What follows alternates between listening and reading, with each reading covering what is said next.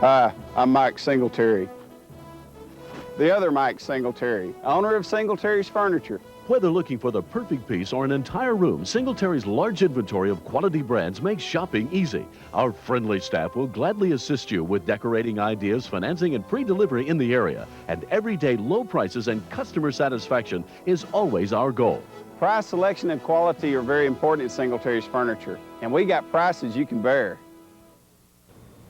Welcome once again to Kangaroo Football 1999. I had a great win this last Friday night against Brewer as Brewer came to Kangaroo Stadium in a very crucial District 8 4A contest, and we couldn't be any more proud of our football team than we are for the performance they gave, particularly in the first half of that ball game, as it was a very, very important win for us and one that I think our guys really prepared well for, and that preparation and effort that they gave is what allowed them to come away with the victory. Certainly, it was a game that could have gone either way, a couple of drop passes, a fumble here or there, and so we were fortunate to claim the victory and really feel like our guys earned that victory along the way. So puts us in a good situation for District 8 4A. We're nowhere close to being finished yet. We're nowhere close to being the best football team that we can be yet, but we are very proud of where we are right now and certainly excited and confident about what might happen in these next 4 weeks. You know, I know that in the game Friday night, we saw our quarterback, Zach Moore, not playing in the second half, and I think it's only appropriate that we would certainly salute the job that Colt Borland did as he came in and did not run the whole offense, of course, because Colt has not had the opportunity to work there. But in Todd Stroud's absence as our backup quarterback, Colt came in and did a very fine job of running the offense, and we didn't have any fumbles exchanges between the quarterback and center, didn't have any fumble exchanges between the quarterback and any back. So it was a really outstanding performance by Colt. Our offensive line really took charge of the ball game, I think, from the very start, as they allowed Mark to gain over 260 yards rushing offense, and that's just a great tribute not only to Mark, but the entire offensive football team. Defensively, we played really well at times. We gave up still a few too many yards, but only gave up 7 points, and so we're very, very proud of the fact that our defense only allowed Brewer to score 7 points. I hope that we can continue to prepare and perform as we did Friday night. We can get better. We can continue to do some exciting things on both sides of the ball, and we're not finished yet. We just hope that we will continue to improve and have that desire to continue to do special things, some really special things before this season is over, and that's our goal. Of course, our first goal is to win the District 8 4A championship, and we took a big step getting closer to that Friday night. We are not there yet. We still have a lot to do, but we are getting closer to that goal of winning the district championship. The first one in football for Weatherford since the early 60s. And so our football team is excited. I think they're very confident in what they can do. We just have to maintain that intensity to get better and better each and every week. Quick injury update from Friday night. I mentioned Zach. Zach was fine on Saturday morning. We don't know if he had just a little bit of his bell rung on a play early in the game, or whether he had a migraine headache, or maybe whether getting hit one time caused the migraine headache. We don't know, but certainly he was fine on Saturday morning. He practiced with us on Saturday morning and didn't show any signs of any problems at all. So we're very thankful for that. Also in the game Friday night, we had a lot of bumps and bruises. The guys were very sore on Saturday morning, but none of them were unable to go, so we were pleased with that. We will be getting Jared Tidwell back, we hope, this next week. Jared has an opportunity maybe to come back, and was playing so well before he injured his arm, and so we hope that Jared is back. We also have Jared Nunn, a backup guard, who we hope will be back with us this week, filling that all-important role of a backup for us in our offensive line. Todd Stroud will not be back until the playoffs. We just hope that we are able to go into the playoffs to allow Todd a chance to get back and play this year. So injury-wise, we're getting better. We anticipate getting so if that's the case, if we get Jared back, that would be great, and we'd be close to full strength than we've been. So I look forward to the trip to Springtown. I've never been to Springtown with the varsity football team, but I understand it's a very difficult place to go in and play. So we are hopeful that we have all the great support we've enjoyed all year long. We hope that we have all of that traveling to Springtown with us this week for that crucial game. I know Springtown has not enjoyed a lot of good things happening for their football team this year, but you can certainly bet they will be loaded for bear as Weatherford comes to town, because they are in a must-win situation. They must win this football game to retain any hopes of going to the playoffs, and I know in their tradition-rich program, they've been to the playoffs a number of times over the last 10, 15 years, and so they will certainly do whatever it takes to give them a chance to do that again. And our football team has got to be ready to play, be focused, be energized as we go to Springtown, because you can bet your life that's what Springtown will be. And so we've got to be reciprocal in that manner, and hopefully our football team understands that and will be able to be mature enough to do just that. It was a big win Friday night against Brewer. That one's over now. We've got to realize that we've got to win each and every district game to assure ourselves an opportunity to be district champions. And so our football team has its work cut out for us as we go to Springtown, but we're confident that if we go and play as well as we're capable of playing, that we have a chance for victory each Friday night. So it's a big game. It was a big win last week, an even bigger game coming up now this week as we take a step closer to hopefully becoming district champions. Hi, I'm Mike Singletary of Singletary's Furniture. You know, there's only one thing more relaxing than fishing, and that's kicking back in a good recliner. At Singletary's Furniture, we have a full selection of top quality recliners, such as Flex Steel, Best Chairs, Ashley, and Lazy Boy. Come by and see how great these recliners are, because once you sit in them, you're never going to want to get out of them. Catch the big savings at Singletary's Furniture, 1215 Highway 180 West in Weatherford. We would like to take this opportunity to salute our junior high programs. Most of our football team, in fact almost all of our football team, started their football careers right here in Weatherford in our junior high program. And I know the junior high program sometimes the coaches as well as players are maybe the unsung heroes of a football program, because they don't get the attention certainly that the varsity team does. So we want to take this opportunity to salute our junior high coaching staff, our administrators at the junior high level, all those people that work with our junior high athletes, and certainly they do an outstanding job. We're not always going to have a perfect record at the junior high, because winning games is not the only thing that matters there. It's learning the fundamentals. It's establishing that foundation of excellence on the practice field as far as work ethic is concerned, in the weight room as far as learning how to do the lifts correctly, and starting to develop the physical stature that we need to be high school football players. And so we are very, very proud of all the things that our junior high coaches accomplish with our young men, and we know that that is the key to success of building any solid program is what happens at the junior high level. Not only on the field, but in the weight room, and establishing the discipline in the classroom so that we can hopefully be able to maintain our eligibility throughout the high school years. And so we want to take this opportunity to say thank you to all of our junior high coaches and administrators for all the hard work they do in laying the foundation for our athletes at the junior high level to become outstanding high school athletes for us in the future. So again, thank you very much for all you do, and please support those people. Anytime that you have the opportunity to, please go out and watch those young people and watch them as they try to become Weatherford Kangaroos at the varsity level. I'm Mike Singletary. Everyone knows I love to rough it in the great outdoors, but sometimes it's hard to get a good night's rest sleeping on this hard ground. I sure miss my Sealy mattress. Where'd you like the new mattress, Mr. Singletary? Just put it in the tent. Come check out a wide selection of fine Sealy mattresses at everyday low prices at Singletary's Furniture. Dad, Mom said it's time to come in for supper.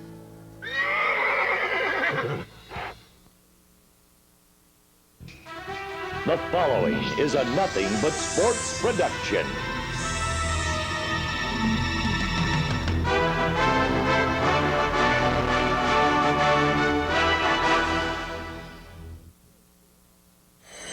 Hi everyone, I'm Bob Tallman, and it's Weatherford Kangaroo time here at Nothing But Sports. But first, NBSP and our sponsors would like to say congratulations to you, the players and coaches, participating in today's game.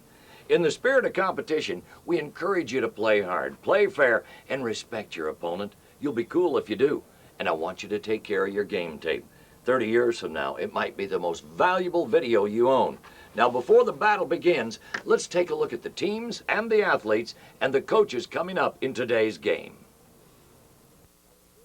Hello everyone, I'm Sean McQuinn for Nothing But Sports Productions. Today's game will be at Kangaroo Stadium in Weatherford for a District 8 4A game between the visiting Brewer Bears and the home team, the Weatherford Kangaroos. The Weatherford Kangaroos come into today's game with a season record of 4 wins against only 1 loss. Offensively, the Roos average 295 yards rushing per game, 57 yards passing, for a total of 352 yards per game on offense, while scoring 27 points per game. Defensively, the Roos allow an average of 193 rushing yards per game and 122 passing yards per game, while only giving up 17 points per game on the season.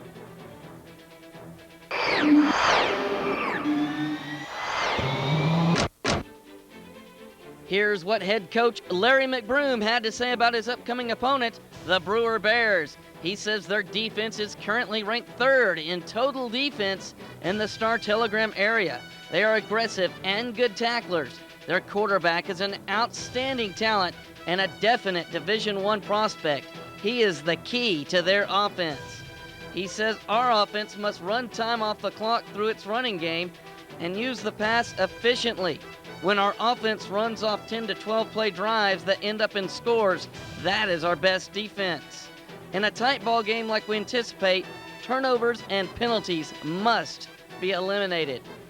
Our defense must stop the Brewer quarterback. He is everything to their football team. Much of the Roo defense preparation has been geared up to stopping number 16. Brewer uses some creative formations that will require our defense to adjust quickly and make the correct checks and calls in order to be in position and play our best. It looks to be an exciting battle between these two powerhouses coming up right here on NBSP. We'll be back in a moment with Nothing But Sports player profiles for a close-up look at the players and coaches. Stay with us. Honey, can you pay these bills? It won't take you very long if you use Texas Banker Online. Sure. Girls, I'll be right back. Texas Banker Online, a simple and secure way to bank over the internet with no service charge. Now you can pay bills quickly and conveniently from the comfort of your own home with Texas Banker Online. That was quick. Yeah, that Texas Banker Online is really simple. Whose turn is it anyways? Texas Banker Online, a product from Texas Bank. Plug in now. They dress him up like a ghost and he's looking through and it's Halloween and he's walking around like this. My parents told me to go swimming, and I was like, no. You love watching movies, and Blockbuster thinks you should be rewarded for that with Blockbuster Rewards, where the more movies you rent, the more free ones you get. Plus, get a free Blockbuster Favorites movie every month. He got on top of that bomb just like it was a horse. He was going to ride that rascal all right on into where it was going. Join Blockbuster Rewards today and go home happy. Welcome back, everybody. Now let's take a personal look at NBSP Scouting Report and discover who's wearing the uniforms and what really makes them click and tick.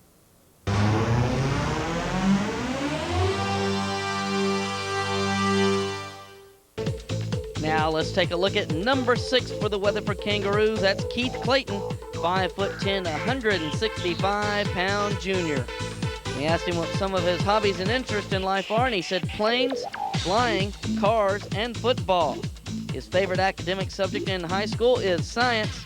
We asked him what he would do to be a champion. He said work as hard as he possibly can. Some of his future career goals were to be a test or commercial pilot.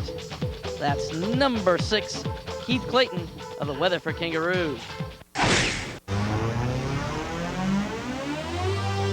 Number 9 for the Weatherford Kangaroos is senior Zach Moore. He's the quarterback, 6'2.5" and 175 pounds. Some hobbies and interests for Zach include hunting, fishing, and all sports. We asked him what do you do to be a champion? Get stronger, faster, quicker, and have a good attitude and give 100% effort all of the time. Some of his future career goals include business management. That's number 9 Zach Moore for the Weatherford Kangaroos.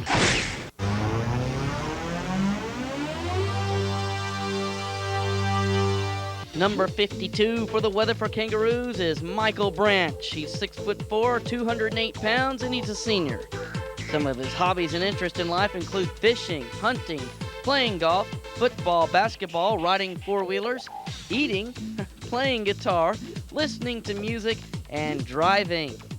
We asked him what he would do to be a champion. He said, work as hard as possible. Believe that you can be the best at anything you put your mind to. His future career goals in life include being a computer network administrator and a respiratory therapist. It's number 52 of the Weatherford Kangaroos, Michael Branch.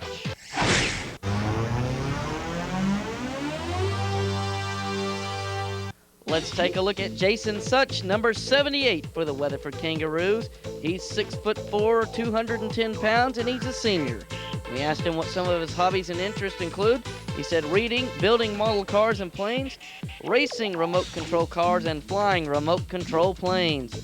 We asked him what he would do to be a champion. He said he'd do just about anything that he thought it would be necessary to become a champion and then some. Some of his career goals in the future include being a mechanical engineer or a computer programmer. It's number 78, Jason Such of the Weatherford Kangaroos.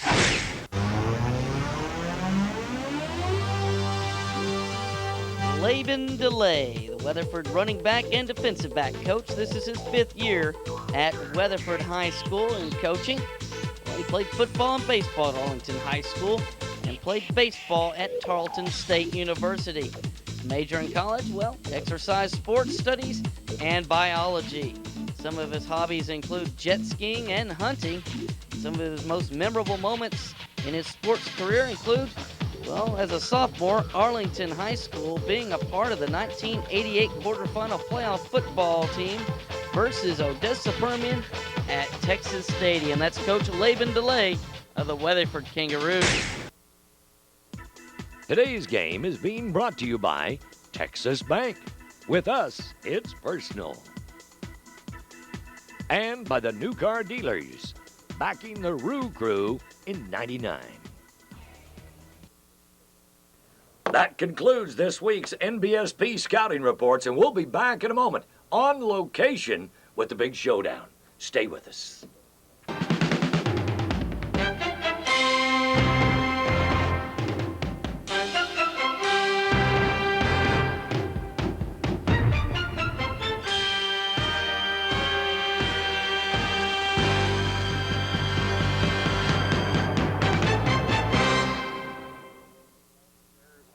Considerably more size than the Roos do on the line, and of course that's a facet that the Roos have just gotten used to this year.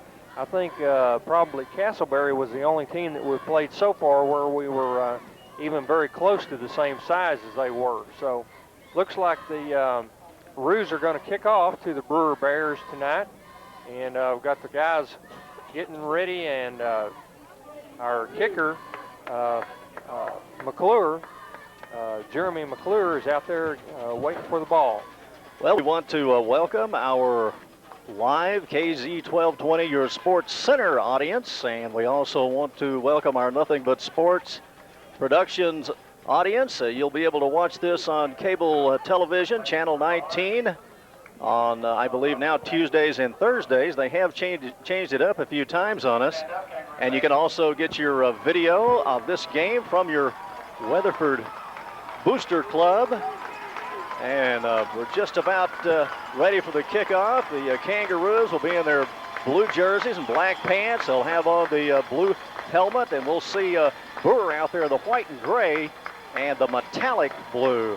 And the Roos will be kicking to the west side of Kangaroo Stadium. And Jeremy McClure is back, and there is the kick. It's a high end-over-end kick. It's received by Lance Bernard, and he's across the 15 into the 20, and met and stopped immediately right there at the 22-yard line. A great hit in there by Barrett Weaver and number 37, Keith Such, for the Roos. And as the teams come on the field, let's give the defensive lineup for the Roos right quick. Across the front line, we have 71 Merritt, 50 Safford, 73 Tidwell, and 78 Such. 1st and 10 from the 22 for the Brewer Bears.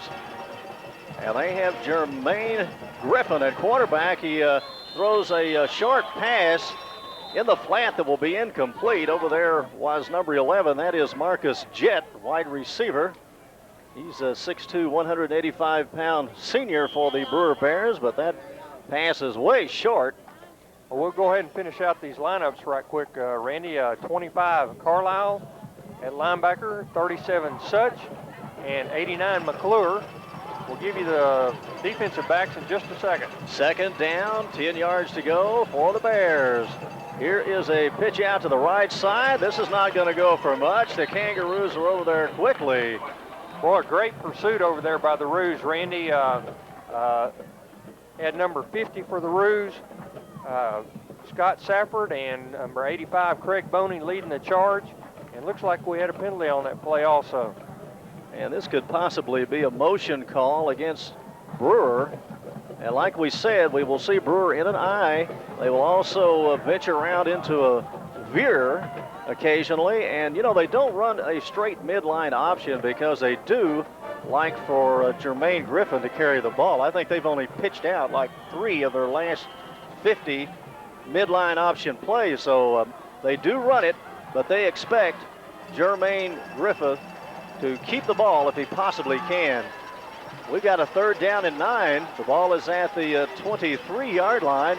Back goes Griffin. Here's a short pass, and it's incomplete just inside the 30-yard line. And over there was Barrett Weaver, and also Weeks was there.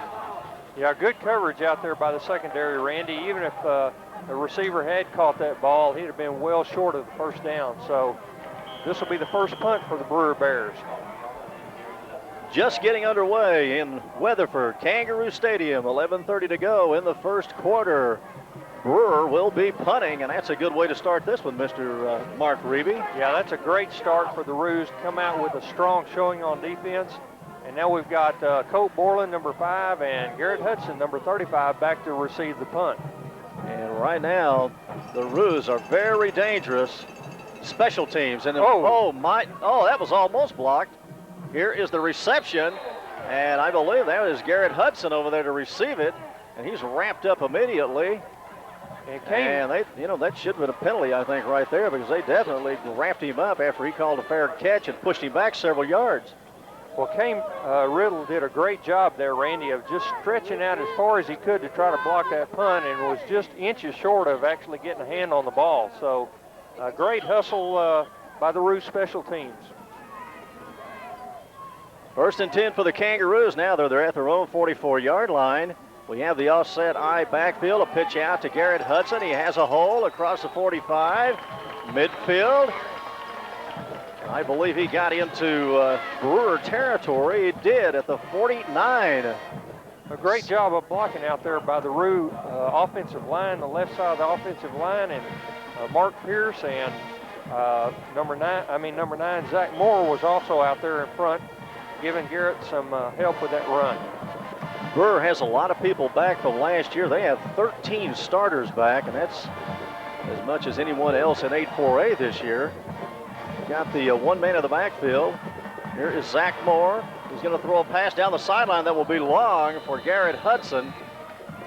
And we'll have a 3rd down play. Randy, that was a great fake by Zach Moore. It looked like he was going to throw that ball quickly over the middle to Garrett. He pumped one time and let Garrett get behind the defenders. He just overthrew him just a little bit there. 3rd down for the Kangaroos at the 49-yard line of Brewer. No score early in this one. The offset is to the right side. There are 2 receivers out. Zach Moore will keep the ball this time. There he goes. He's got the 1st down, 45-40. Boy, he is quick. Well, Randy, Jason Such doing a good job out there on that left tackle of sealing the end and making sure that Zach Moore has some running room. And you know, if you give Zach just a little crease, he's going to take great advantage of it. Ball will be placed at the 36-yard line of Brewer. 1st and 10 for Weatherford. 10:31 to go in the 1st quarter. And the Kangaroos want to put the pressure on and keep it on in this game. You know, Randy, it showed Coach McBroom's confidence in the Roos in that last series. It's second down with 3 yards to go. He threw that deep pass, knowing all along the Roos would get that first down. Pitch out. This is Pierce. He'll cut inside There one he man goes. at the 40. Look out. 30, 25, 20. Down the sideline. He'll step out of bounds at the 16. And what a great job of blocking down there by Chad Legale. Chad let Mark get an extra 5 or 6 yards on that run with that good blocking by the wideout. Well, we talked last week about the blocking of the wide receivers and how effective it has been and how you have to have that seal on that side, and then you have to have someone on the defensive backs to be able to break these runs of 15, 20, 25 yards that we see in every game by Mark Pierce. There he There's one goes. to the left side, breaks There into he the clear goes. at the 10. He's down to the 8-yard line, very close to the point needed for the first down. That was off his left tackle. Well, Randy, we've got Brandon Brown over there. Bradley Simmons over there and Jason Such on that left side, and they opened a hole that time that you could have driven a truck through. Well, Jason Such is one man that James Roller, the coach of Brewer, mentioned when we were talking about some of the outstanding players for Weatherford. He brought him up quickly. He said, I think he's an all-state candidate. Here's the next play. Inside, there goes Garrett Hudson. He's down to the 1-yard line. And only a good tackle there by the defensive back. Joseph Johnson saved a touchdown. Randy, if you were to script this out earlier in the day, you wouldn't have had a better start for the Roos. Well, the Roos started, I believe, at their own 43-yard line. Don Legale will tell us in a minute exactly where this started. And it's first and goal. Here's the next play. There goes Mark Pierce. He goes in, standing up. And the Roos are on top quickly. Just 9:22 to go in the first quarter. And a drive, and they look pretty sharp on that one, Mark. Yeah, Randy, it didn't look like Brewer ever figured out what the Roos were doing to them. And the blocking was just superb on that drive. Great blocking, great hard running by all the Roo running backs. Jeremy McClure will come in, and he will swing that left foot, and it will go right through. It is 7-0, Kangaroos over Brewer. We'll be right back in just a minute.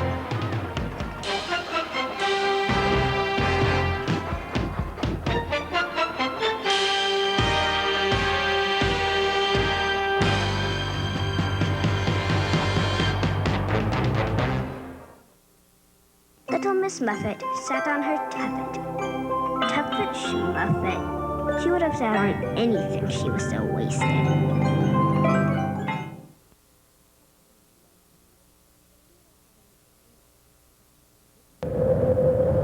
Your future is a long and winding road. There are many options, many distractions, many twists and turns you can take on the way. Your future is out there. Need directions? Weatherford College can help you get exactly where you want to go. So contact us today. At Weatherford College, our grads go places.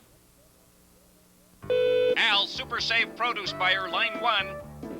Dave, yeah, 20 truckloads of grade A direct from my orchards today at 20% below market price. You know, Dave, you could advertise a lower price if you bought my grade B. Yeah, but there's not that much difference. But it's good enough for your competitors. 20 truckload. Super Save's low price gets you the good stuff. Okay, the good stuff.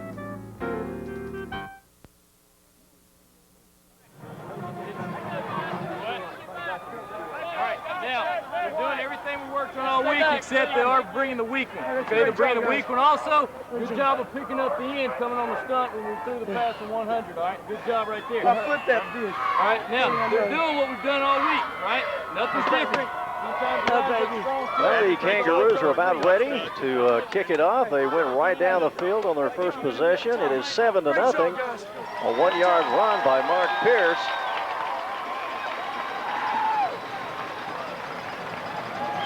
And back deep. For Brewers, number 24, that's Lance Bernard. Joseph Johnson's also back there.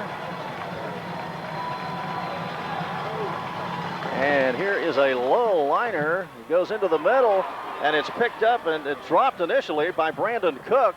He'll run to the right side, and it's going to be tripped up. Away. Kane Riddle was back there to get him. And let's see where they mark this one, at the 18-yard line. A great hustle there by the Roos. Kane just trailed him down, didn't he? Tracked him down. He was back there quickly, and we've seen Kane Riddle perform excellently on those special teams. He's also a very good blocker in the backfield. 9:13 to go now. The Bears are at their own 13-yard line, not the 18. And there is a stop quickly. No gain on that play. The ball there was Milton Prather. Well, we had Michael Branch filling the hole there, doing a good job, and also number 22 for the Roos, Shane Weeks, came in to finish him off. So Brewer starting from their 13, and there are a couple of flags down. And again, we have just a huge crowd here in Kangaroo Stadium. We're going to have a penalty against the Kangaroos, and they're going to mark it all the way out to the 29-yard line.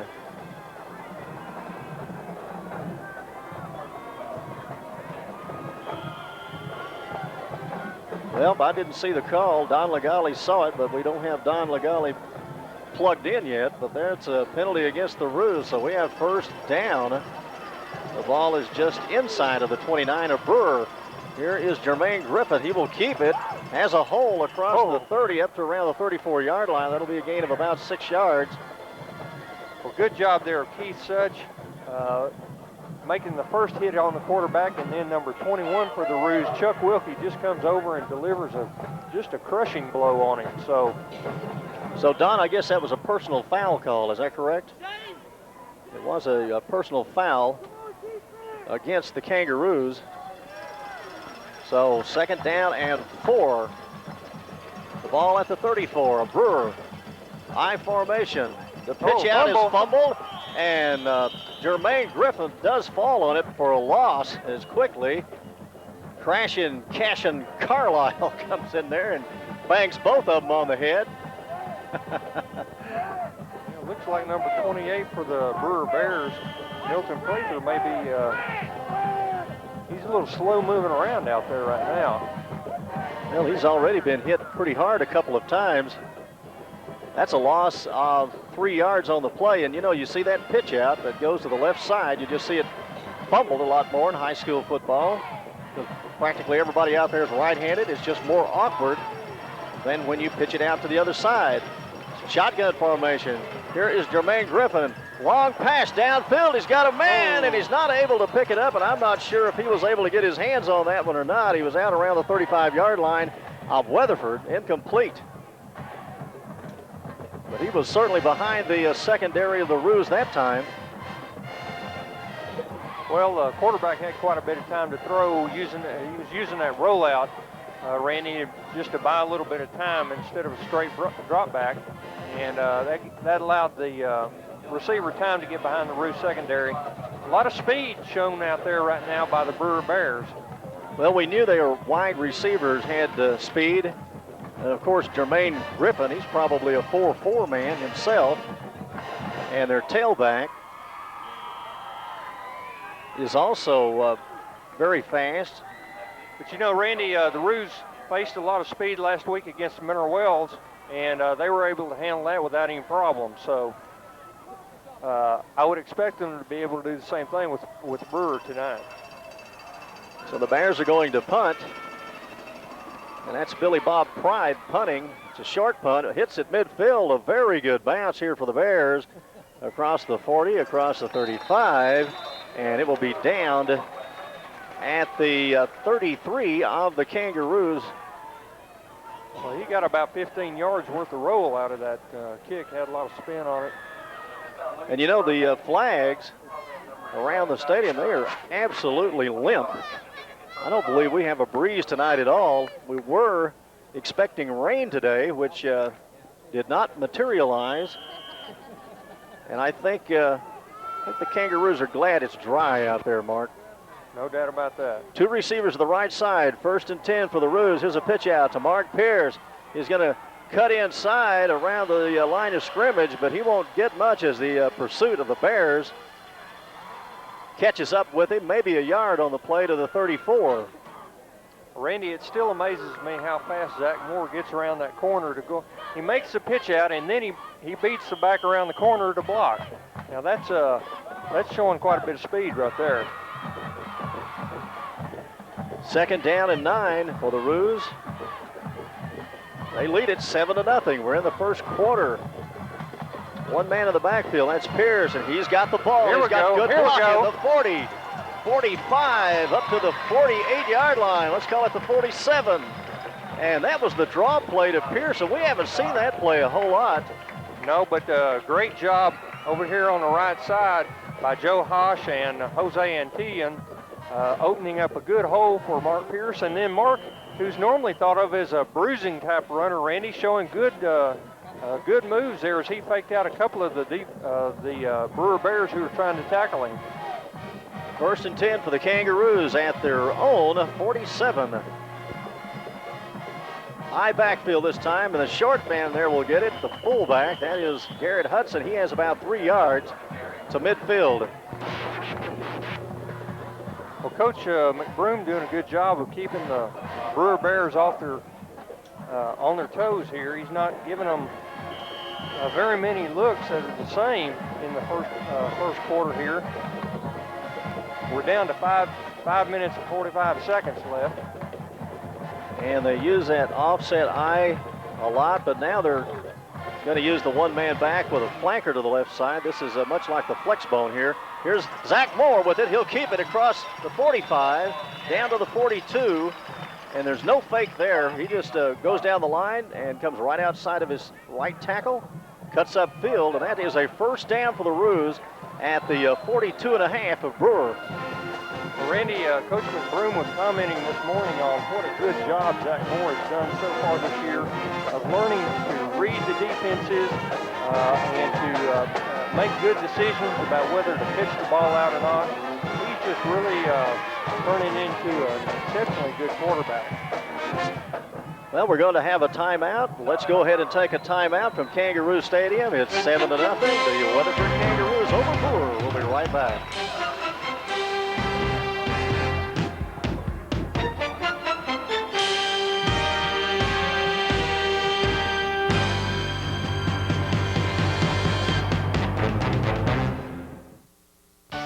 Honey, can you pay these bills? It won't take you very long if you use Texas Banker Online. Sure. Girls, I'll be right back. Texas Banker Online, a simple and secure way to bank over the internet with no service charge. Now you can pay bills quickly and conveniently from the comfort of your own home with Texas Banker Online. That was quick. Yeah, that Texas Banker Online is really simple. Whose turn is it anyways? Texas Banker Online, a product from Texas Bank. Plug in now. Can I have a puppy? What do you mean Ground's never coming back? Why does he get to stay up? Where do babies come from? Did you smoke marijuana when you were my age? The older they get, the more complicated the questions. Here's how to answer.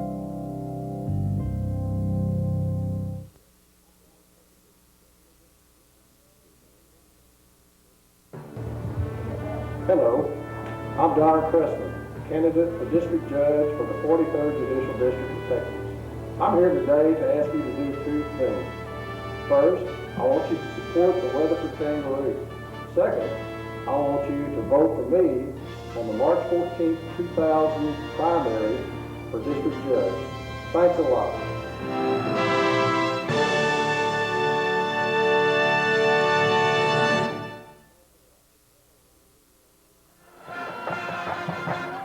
Kangaroos are leading 7-0, 5:21 to go in the first quarter. They have the ball in Brewer territory.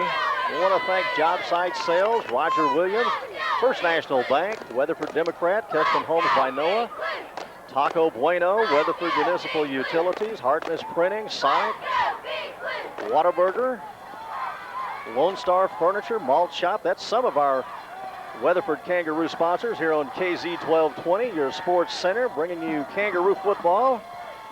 Here is the first play, and here is Pierce breaking a couple of tackles across the 40, the 35, down to the 31-yard line. A nice run by Pierce, and he did a lot of that on his own, Mark. Yeah, he just followed Ross, the center for the Roos, right up the middle there, and he got hit early by one of the linebackers, and he just carried him on into the secondary.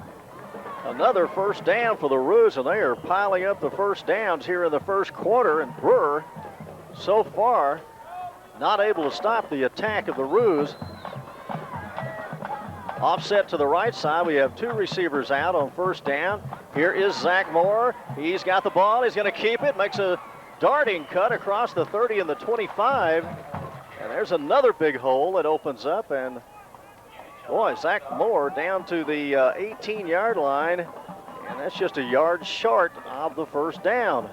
Well, Randy, that's got to be a tough decision for a defensive player to make. You've got Zach Moore coming right at you with his speed, and then Garrett Hudson's out there waiting to take the pitch. That's a hard choice as to which player to take. We also want to thank Southwest Ford, Unlimited Tinning, Jerry's Chevrolet, and they are sponsors of all of our Kangaroo broadcasts.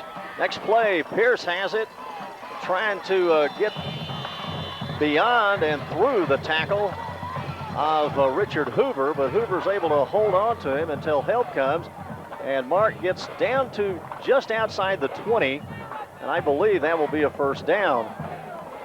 Sure looks like it ought to be enough, Randy. And it is. Signal a first down, so the Roos moving on in this game. Well, the Roos haven't even hinted at being stopped so far, Randy. I think they've got Brewer's number.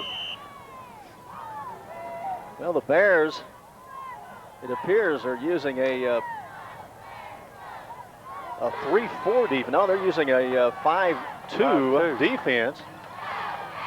And normally that's used to clog up that interior. And here's a good hole for Pierce, breaking across the 15. He's at the 10, the 5-yard line. And again, they use that draw effectively. That's we got a holding call. Nope, no holding. So the 5-yard line. Well, what a good run there by Mark Pierce. Doing a good job of picking his holds, and then when he did get hit, he just continued to lunge forward and carried that tackler for another 2 or 3 yards.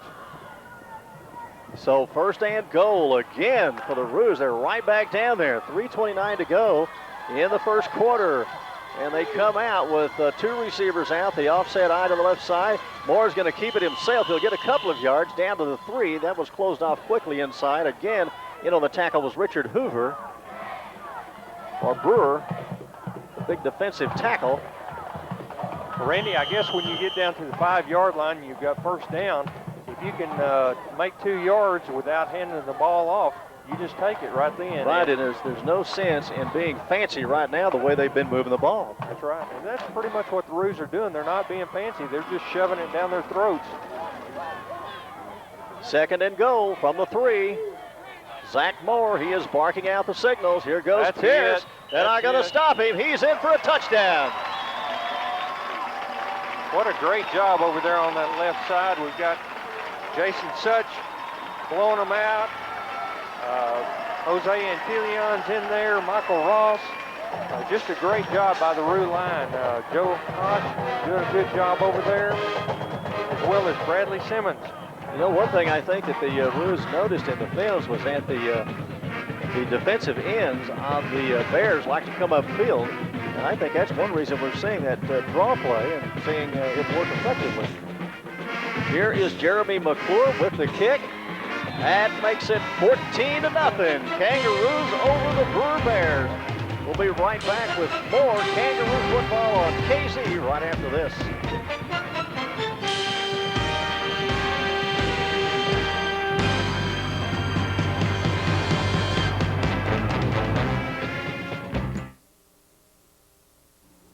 Little Jack Horner sat in the corner.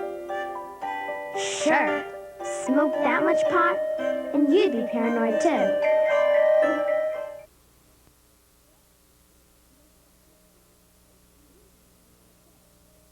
In the early days of Parker County, the courthouse and square was the focus of activity.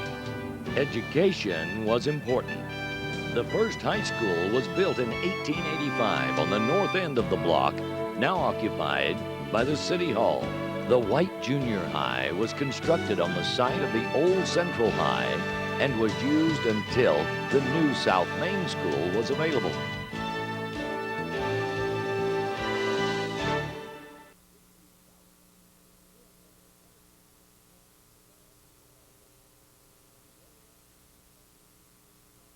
We are named Weatherford National Bank because we are Weatherford. From the rodeo to the Peach Festival to Christmas on the Square and everything in between, you'll find us there sharing in the rich heritage of Weatherford and Parker County. Come by any of our 5 offices located throughout Weatherford and Aledo, where you'll find free checking with overdraft protection, full-service mortgage department, extended lobby hours, and even Saturday banking, all the services that our customers have come to expect. Weatherford National Bank, member FDIC, an equal housing lender.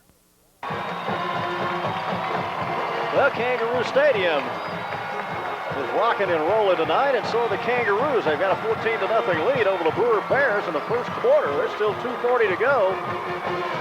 They've had the ball twice, and they've just driven it right downfield for a touchdown both times. And Mark Pierce has taken it in. The last one was a 3-yard run. He had a 1-yard run a little earlier, and he has 14 touchdowns, and he was leading.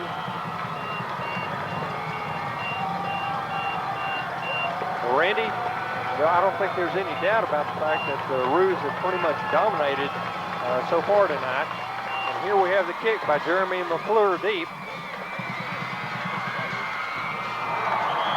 Oh, and what a good tackle in there by Cashin Carlisle and Kane Riddle, and number 83 for the Roos, Andrew Cope.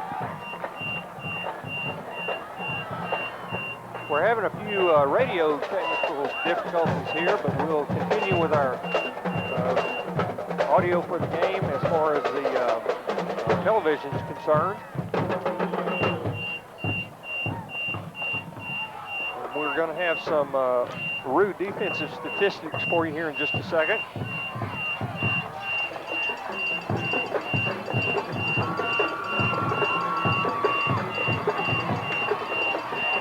Oh, and what a good hit in there by the Roos. Craig Boney coming across, and also number 31, Andrew Shanahan, making a good hit there for the Roos.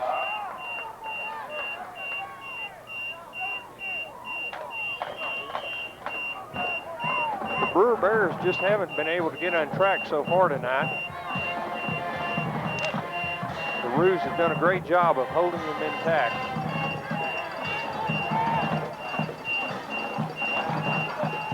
Here go the Roos again. And quarterbacks are brought down by just a whole host of Roos. We've got Jeremy Day out there and Michael Branch. 25, Cashin Carlisle. Just a great job of bringing the quarterback down by the entire Roo defense.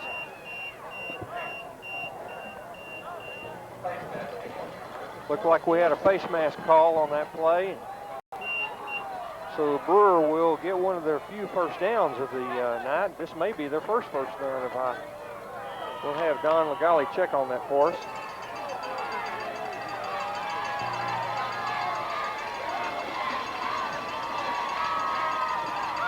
Oh, what a good tackle.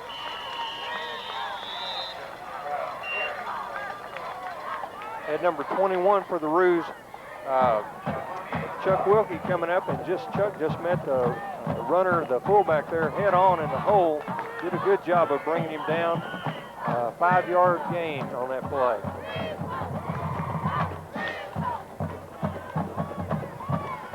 The Roos really need to stop the Brewer right now to avoid letting them get any momentum going. Here we come.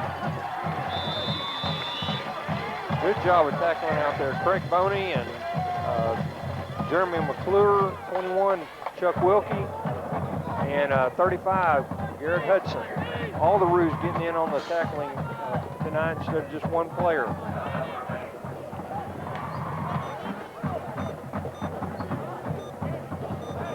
And you just go right ahead, Mark Raby. I want to get us back on the air real quickly. Well, I'm just hopefully thumbnail sketch, Randy. We're having a timeout for measurement.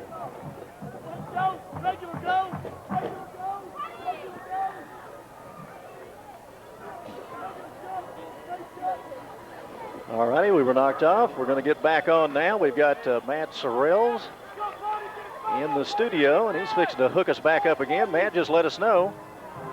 Looked like we had a first down there by Brewer, and I believe that's their first rushing touchdown. First down.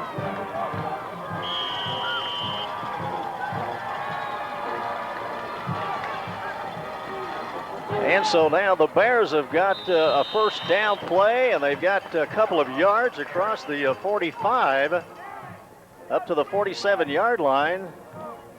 Well, we had Scott Safford and 71 Danny Merritt in on that tackle. Randy, the Roo defensive line doing a good job of stopping Brewer.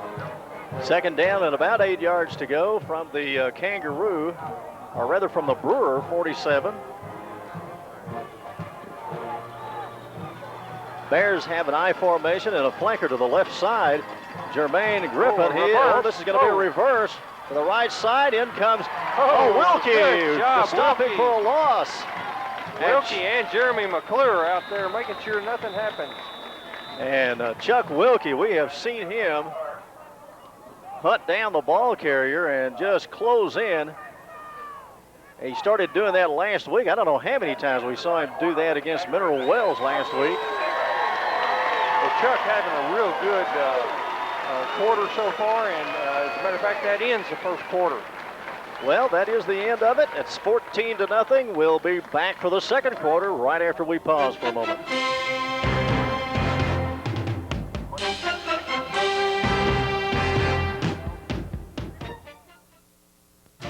Your hometown bank teams up with your hometown Kangaroos to provide the support for a successful athletic year at Weatherford High School. Texas Bank, a proud sponsor of the Kangaroo Stadium scoreboard, the Sports Medicine John Deere Gator, and the new athletic training complex. Texas Bank makes the commitment to our student athletes to place them in the winner's circle. Backing our Kangaroos, banking at Texas Bank. Member FDIC, an equal opportunity lender. You can find yourself living in the middle of breathtaking beauty among the wildlife of Texas at Silverado on the Brazos. This upscale, low-density equine residential development has a world-class arena, 200 box stalls, and professional trainers on site. Spectacular building sites in the Brazos River. Boating, hiking, trail riding, and coming soon, an 18-hole championship golf course. To choose your beautiful home site, call 817-341-7770.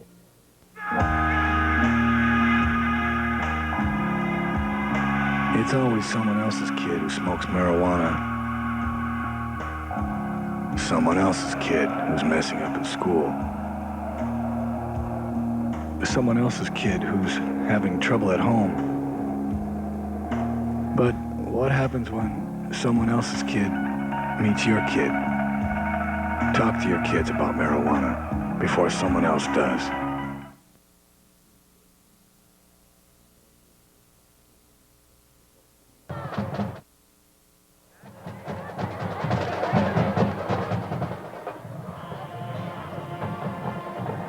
We're beginning the second period of play. The Roos are on top, 14-0 over the Brewer Bears. We have a third down and 14 yards to go. The Bears have it at their own 41. Randy, now would be a good time for some third down defense stats. And Griffin will go back to pass. He'll roll to the right side. It's a screen pass back the other way, complete. This will pick up some yardage across the 45, midfield, and he breaks through a couple of the Roos and has, I believe, a first down at the 45. That was a good play for the Bears there. I believe he fooled the Kangaroo defense on that one. Yeah, our speed kind of did us in that time, Randy. We pursued so much that it allowed that screen to work. and we just missed him on a couple of tackles there. So it's time to bow their necks and hold them right here. They're down into the 45 of the Roos. And that was a big play there for the Bears.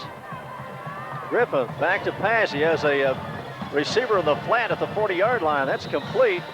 And he'll move inside the 40 down to the 39 of Weatherford. And a nice gain on first down there for Brewer. About 6 or 7 yards. Randy, you know the Roos pretty well dominated Brewer that first quarter, but Brewer has been driving, and you sure don't want to see the Brewer Bears gain some confidence, because they have the kind of speed and size where they could score several touchdowns pretty quickly. Second down and 4, an inside handoff that will not go, maybe a yard on the play, and quickly Safford is there. Oh, just a great job of Scott Safford and Craig Boney combining to bring that running back down with no gain. And I'm not sure who the running back was there. I believe it was Marcus Jett. But we have a third down play and about 4 yards for the Bears.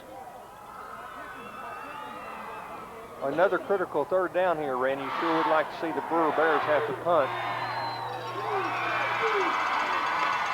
Griffin back to pass. He is overshooting his receiver as Marcus Jett was way out here to the right side, went over his head by good distance. And we'll have a fourth down now, and let's see what the Bears will do here.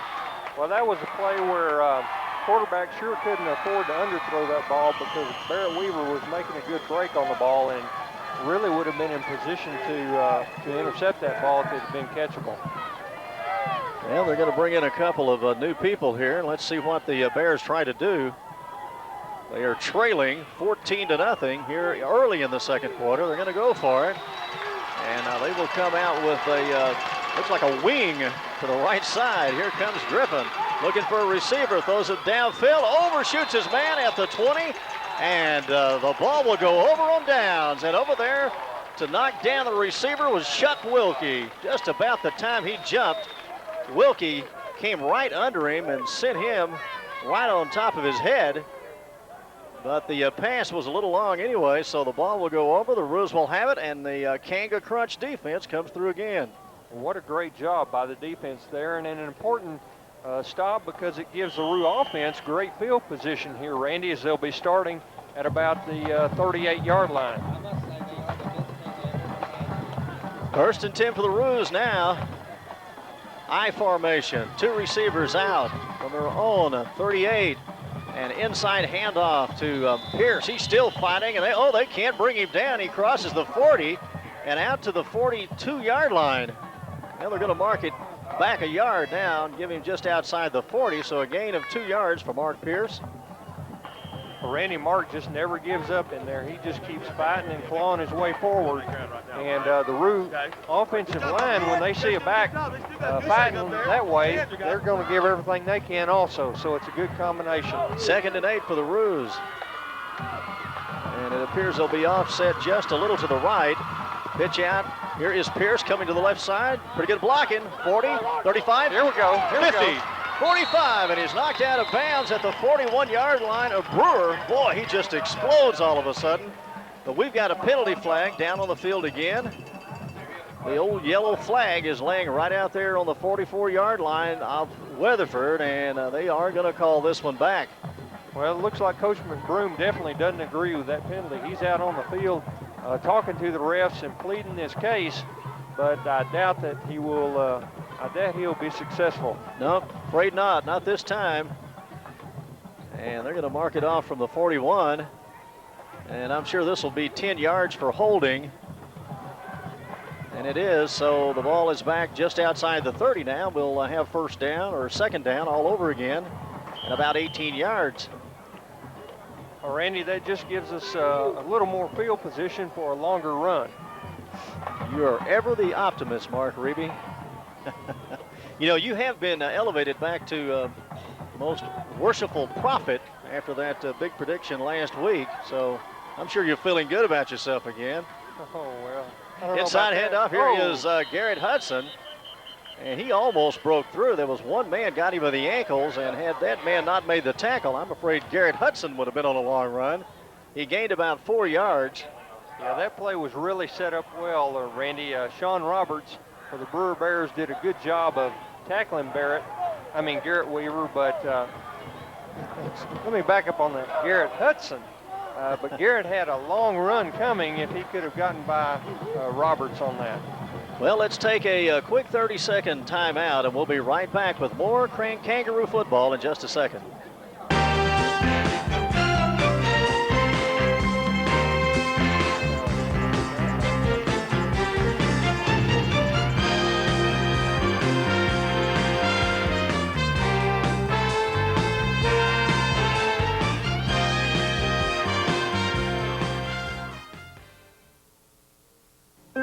Little Bo Peep has lost her sheep. Well, duh. That's what happens when you get stoned.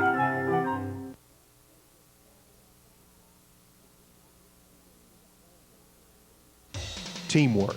That's what it's all about in football. The teams that win championships always work together. It's the same in banking. The folks at First National Bank of Weatherford work together as a team to provide the best service possible. We're the best bank in town because of teamwork. We treat all our customers as a VIP because to us, everyone is important. Come by today and see what teamwork can do for you at the First National Bank of Weatherford. Member FDIC and an equal housing lender. Here at Green's Florist, we strive to please our customers. Come by and see our large selection of silks, plants, cut flowers, balloons, and novelty items. Established in 1957, we're the oldest family-owned florist in Weatherford, having over 55 years of combined experience with a friendly and knowledgeable staff. We're located at 701 North Main. Give us a call at 594-2733, and we send flowers worldwide.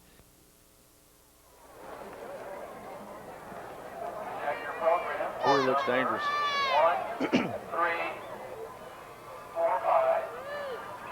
9 minutes and 48 seconds to go in the second quarter. The Kangaroos are leading the Brewer Bears 14-0.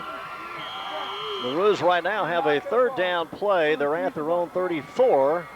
Mark, what are they going to do? Well, I don't know, but I do know that this is the first time the Brewers even come close to stopping the Roos on third down. So, well, we have three wide receivers out, but they're going to give it to Pierce. And a little yardage across the 35, and finally the Bears are able to close in on him and push him out of bounds around the 38. Gain of about 3 yards on the play. We'll see the Roos punt from here, I'm sure. Well, it looks like we got a flag in the backfield back here, Randy. Now let's see what it will be. And some of the Roos think, Chuck Wilkie thinks it might be against the Brewer Bears. No, that'd be a nice gift. That's a scenario you would like. It sure is. So we've got the head linesman there. And it's not going to be something we're going to like. That's a holding call against the Roos, and we've had a number of holding calls already against the Kangaroos. And let's see what Brewer will do. The gain was about 3 yards out to the 38-yard line. And they're going to take this penalty, and that's going to move the Roos back to the inside the 30, down to the 26.5. And we've got wholesale changes. Is it going to be third down? It's going to be third down. And are they going to punt here? Well, no. Well, let's see what they're going to do. Third down and about, let's say 22 yards to go for the Roos. I think we're still deciding what we're going to do, Randy. Well, here comes Zach Moore in. Now they're decided I guess they're going to run a play here.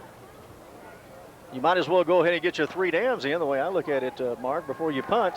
Well, Randy, we very well might just run this one in from here. Wingman to the right side and 2 receivers also to the right side. Handoff inside to Pierce. He breaks 1 tackle, but then he is wrapped up around the ankles. And that was Billy Bob Pride over there to make the tackle. A gain of about 3 yards up near the 30. They're going to mark it at the 29, and so the Roos now, they will punt. And I'm not sure that the Bears stopped the Kangaroos there, or the Kangaroos stopped the Kangaroos on that drive. Yeah, I think that's an accurate assessment, Randy. The penalties kind of kept us from being as successful as we normally are.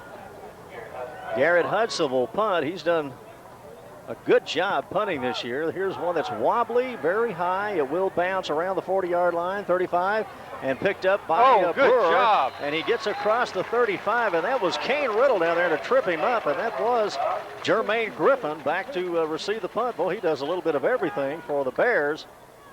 Well, Randy Kane Riddle done a good job so far tonight on special teams. You know, it seems like he's always one of the first ones down there, and on that kick return unit, punt return unit, he's almost had him a couple of blocked kicks here in the last, or blocked punts here in the last couple of weeks. 8:46 to go in the second quarter. The Roos are on top, 14-0. Brewer Bears will come out in the I formation. They'll have one wide man out to the right side. Here is Griffin. Oh, good job. And right at the line of Such. scrimmage to stuff the running back was Keith Such. Keith Such. Boy. Good hit right in the middle of the hole there. Just drove him over on his back. And, you know, Keith Such, he's one of those guys that looks like a football player out on the field. He's built very stout, low, quick, very tough. And he's got an attitude, too, out there on the field. You know, you can have a bad attitude on the football field, Mark. There's nothing wrong with that. No, nothing wrong with that at all. You know, bad on the football field means good. That's right. Here come the Bears now. Here is Griffin. He's going to keep it. And he backs away from one man and slides away from Jason Such and gets about 3 yards up to the 43-yard line.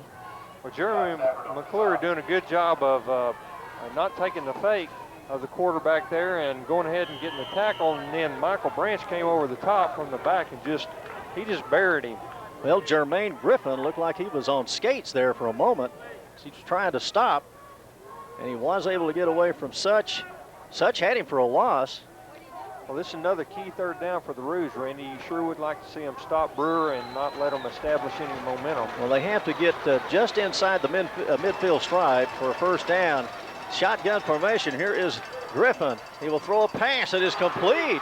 45-yard line, and he steps out of bounds at the 43 of Weatherford. And as soon as we get the number on that, we'll give it to you. I think it was Lance Bernard. Yes, it was. And he's a quick little receiver, and a nice throw on the run by Jermaine Griffin. So 1st and 10 now for the Bears, and they are on the Kangaroo side of the field. 7:16 to go in the second quarter. Well, Randy, the Brewer Bears haven't had a whole lot of success throwing against the Roos so far tonight. Actually, they haven't had a whole lot of success offensively anyway. And Griffin will keep it this time across the 40-yard line. He'll have about 4 yards. He faked it inside, and he ran that midline option to the left side. And like we said, they just don't pitch out much. You know, when they tried to pitch out a moment ago, they fumbled it. Right. And they intend for Jermaine Griffin to carry the ball. Well, you said typically whenever they run that option play that only 3 out of 50 times had they pitched the ball out, that back probably wasn't expecting it, Randy. Probably not. 2nd down and 6. Griffin back to pass. And this will go over the head, this time on the right side of Lance Bernard. Darrell Clay was down there, and he's getting some instructions from the sideline, and now he's back out there. And the Roos defensively, you know, they gave up the 1 touchdown late to Mineral Wells, and then they also gave up a late touchdown to Castleberry. But other than that, they have been playing some pretty tough football over the last 12 or 13 quarters. Yeah, their defense is really starting to solidify, and they're starting to trust one another and just really playing together well as a group. They got 5 men across the front right now. Griffin will go back. He's looking for someone. He's going to throw it long. Got a man down there, and he can't hold on to the end zone. Oh, my. Well, closing quickly was McDaniel. You know, McDaniel may have been able to distract him at the last moment there because he had about a step on Mike, Mike was coming in quickly, and I believe that he either thought that Mike was going to get a hand on it or he was going to get hit immediately because he had a chance to catch it. He just could not hold on. Great job there by Mike McDaniel. Boy, and Jermaine Griffin, he threw that one a long way, almost 50 yards in the air. And the Roos are getting pretty good pressure back there on him. He had to hurry that throw that time. 4th down now. They've got 6 yards to go, and they're going to go for it at the 40-yard line of the Kangaroos. Here is Griffin, back to pass, and he shoots one that will be caught at the 25-yard line. And a nice catch on a curl-in route was Lance Bernard, and a good throw by Jermaine Griffin. Well, Jermaine's going to remember that throw for a while, Randy, because Craig Boney caught him just as he let go of that ball, and I mean, he put him on his back. That was a good hit by Craig. But it was not enough to keep the Bears from getting a first down, and they're at the 24 now of the Roos. Bears are down by 2 touchdowns. This is a very important drive, I think, right here, Mark, for Brewer. Yeah, it's time for the Roos to stiffen up here. High formation, goes to the inside man. He'll have about 2 or 3 yards. Does not reach the 20. Well, you've got Boney in there and Keith Such and Michael Branch all combining to make that tackle. Holding the runner to about 2 yards, maybe 1.5 yards. And boy, they look dangerous offensively. They can move the ball with Griffin back there running and passing. And he goes out of those rollouts, which gives him more time. Well, you know, Randy, we've seen the Roo defense allow some teams to move up and down the field on them this year, but they haven't been letting them in the end zone, and that's what counts on the scoreboard. Here is the next play. Back is Griffin. Get him, Jeremy. Throws a pass. It is complete. No, around the 15-yard line, and that will be close to the point needed for the first down. He's knocked out of bounds over on the south side of the field. Another good pass by Griffin. Well, it sure looked like he was fumbling the ball around as he went out of bounds there, Randy, but the refs are going to give it to him, and so Brewer's down to the Roo 15-yard line, and it's time to put the brakes on them. Well, they need just over 1 yard here. And let's see if the Kanga Crunch can stiffen up right now and stop them. 2 receivers to the right side. I formation again for Brewer. And we'll go to the tailback. He'll have the first down, a fumble. And I believe the Roos have got it. They do at the 10-yard line. Yeah. Look at there. And good teams make plays when they have to make them. Jeremy McClure. I don't know who stripped the ball carrier. Did you see it, Don? No, Mark? I couldn't tell who actually stripped it, but Jeremy came out of the pile with the ball. And there is the big play that the Kangaroos needed, and now they need to respond. They've got a 14-0 lead. We're at 5:07 to go in the second quarter. Boy, that may turn out to be one of the biggest plays of this game. Yeah, the offense now needs to make a few good plays here, Randy, and keep the defense off the field, let them rest a little while. Sure would be nice to march down here this right before half and score. The one-man back is Pierce, and he'll get the pitch out to the right side. There he 10, goes. 15, there 20. He goes. He's at the 30. Here we go. 40. All the way. 50. Go, baby, go. 40. No way. All the way. Bye-bye. He's going in. All right. 90 yards. All right. Man, that's just great blocking out there on that wide side. And number 17, Chad Legale, throwing a good hit on him.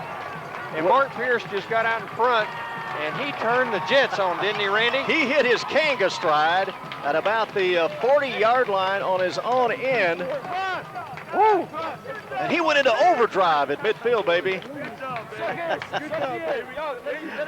And he was gone. 90 big ones. And they don't make them much longer than that, Mark. Oh, I tell you. Stand up here. Come on, baby. It's 20-0. Here's the kick. It's up. It is good. The Roos 21, Brewer nothing. We'll be right back. Woo.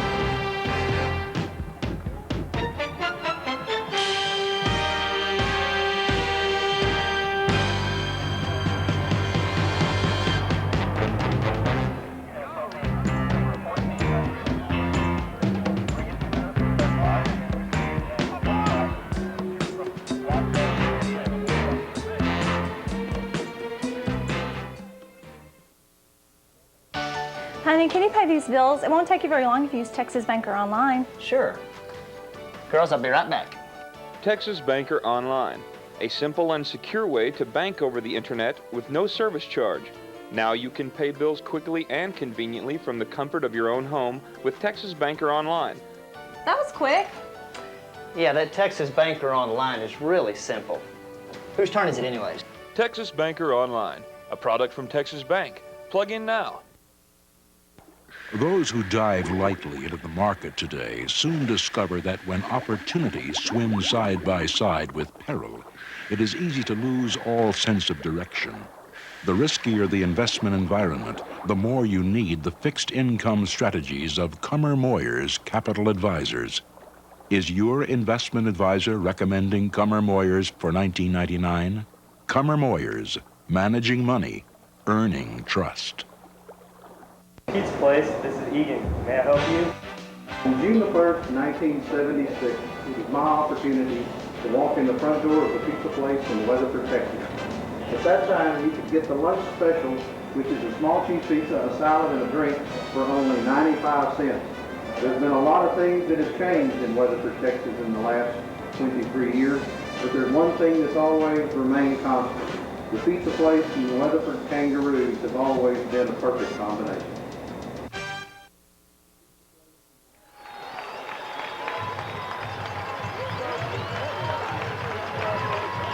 Kangaroos on top, 21-0, and they're about to kick off. And Mark Pierce just electrified this place with that 90-yard dash for a touchdown.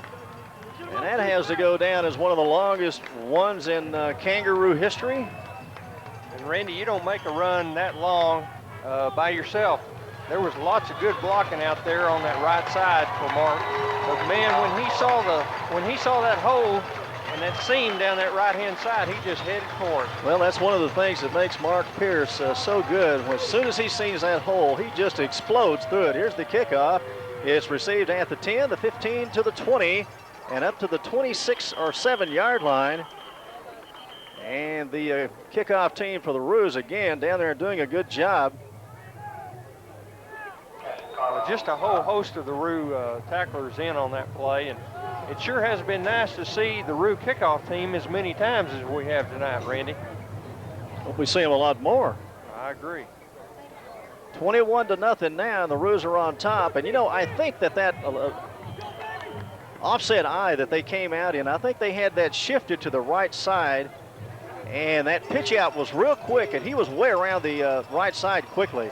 Quick pass inside. That's going to be caught across the 40-yard line up to the 45. Nice move. I'll tell you, Jermaine Griffin can throw the ball. And that was number 11 that picked up that reception. That was Marcus Jett. And it'll be 1st and 10 for Brewer now out over the 45-yard line. Well, Randy, you said earlier on in the pregame program that one of the things Brewer wanted to try to do was to throw the ball a little bit more tonight. And I think that being behind like they are, they're not going to have much choice but to throw it. Well, they've been able to move the ball a little bit on the passes of Griffin. Here's another one that is going to go up in the air. It went right over the head. It bounced off the receiver around the 45 of Weatherford. It went high in the air, and it went right over the head of Keith Such. But I don't think he had a chance, even if he had have seen it. We'll have a 2nd down play. Well, odds are also, Randy, the more they throw the ball, the better Weatherford's chances are going to be of having an interception also. So. Well, you can look at the interception totals this year, and you see Weatherford with 5, and the opponents have yet to pick one off of Zach Moore. Well, when you hand that ball off to Mark Pierce like we do. Here's a good inside handoff. It'll get 10 yards across midfield to the 45 and inside the 45 of Weatherford. There's a little misdirection play there, Randy. Instead of centering the ball to Jermaine Griffin, they centered the ball to the fullback, and he just took off up the middle. And that little fullback, Justin Stroud, he's only 5'9" and 160 pounds, but he's very quick. This time we'll see the shotgun. Stroud is right there next to Jermaine Griffin. Looking for a receiver. He's got one. It's Jett at the 40, 35. Fumble. And let's see what they call this. They're going to say he was down. at the 35. Sure looked like that ball came out to me before he got to the ground. It will be a second down play and about 3 yards needed. Well, let's go ahead and take about a 30-second timeout right here. We'll be right back in a minute.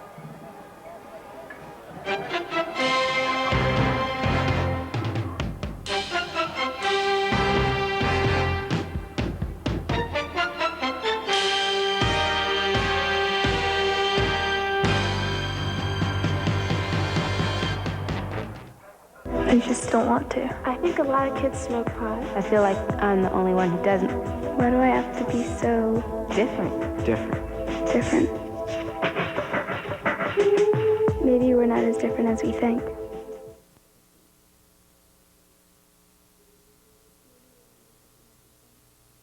First National Bank of Weatherford is excited about the 1999 Weatherford High School season.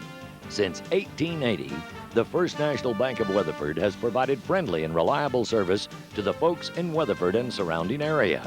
We wish all of the players, cheerleaders, band members, and fans success in all they do in 1999. Come by and visit with your personal banker at First National Bank of Weatherford, member FDIC and equal housing lender. In the early 1900s through the 1950s, Weatherford was known as the watermelon capital of the world. Farmers brought wagon loads of large melons to sell to visitors passing through the square. The watermelon that most people remember being in Weatherford was this one on the south side of the square, constructed for a parade around the courthouse. Weatherford was the watermelon capital of the world.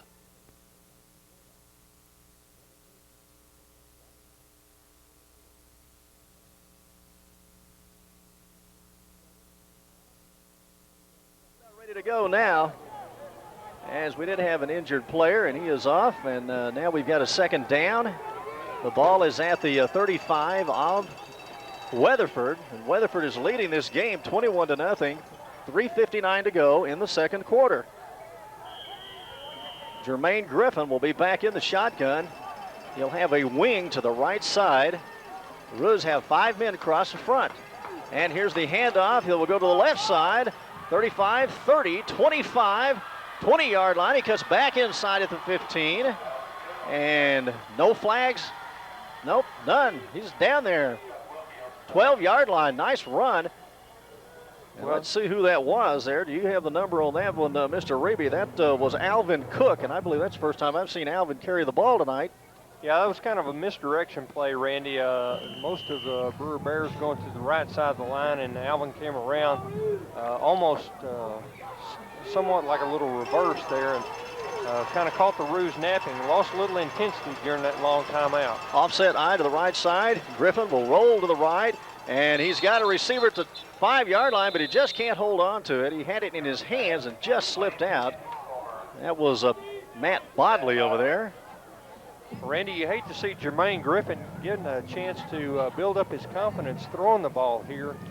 Sure would like to see the Roos make a big play, an interception or another fumble recovery or something along those lines to keep Brewer out of the end zone. Well, just a few minutes ago, the Bears were right near this spot, and a big play by the Kangaroos as they strip the ball carrier. And then just a couple of plays after that, after the fumble recovery, Mark Pierce goes off on a 90-yard run. Second down and 10 from the 12. Griffin back to passing. Again, he rolls to the right side. Looking for a receiver. He's going to carry it himself. The 10, the 5. He's down close to the goal line. And you could just see him at the last second as he was rolling around out there, just tuck it in. And he was able to get the first down. The ball is at the 1 of Weatherford. And we had the brothers Such on the tackle there, both Keith and Jason combining on that tackle, along with Darrell Clay coming in to finish things off. Well, we've bent, but we haven't broken yet, Randy. We really need to have something happen here. First and goal from the 1 of Weatherford. Here are the Bears, and Griffin's going to keep it himself. I don't see a signal for a touchdown yet, and we're not going to get one. Yep, there it is. 2 of them, 3 of them. All right, finally they give him the touchdown. He went right off his left guard. So the Bears are on the board, and it's 21-6. Randy, it's real hard to stop a runner, especially as fast as Griffin is, down that close. 1 yard or a half yard like he had to go, just almost impossible to keep him out of the end zone. Well, this is a good drive for Brewer. And, you know, they had an injured player, and they were able to pick it up after that injured player and able to keep their concentration. Here is the kick by Mauricio Gomez, and that is up, and it is good. And it's 21 for the Roos and 7 for Brewer. We'll be back with more Kangaroo football in just a minute.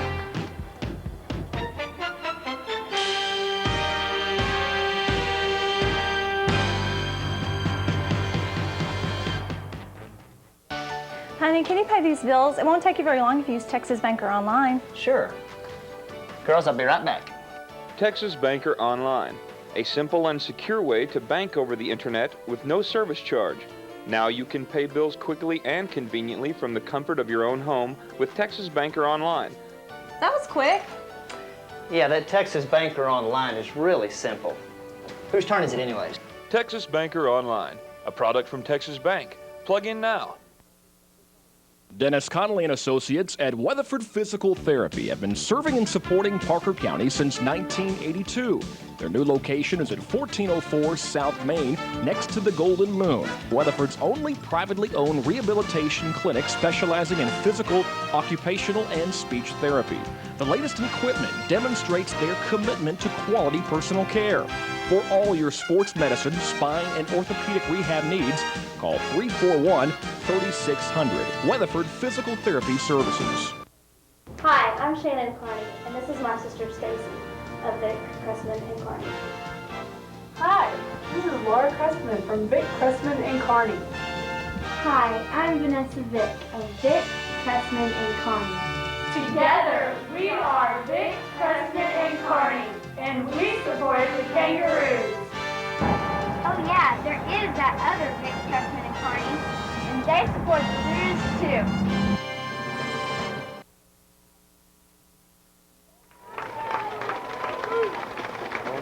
I don't know.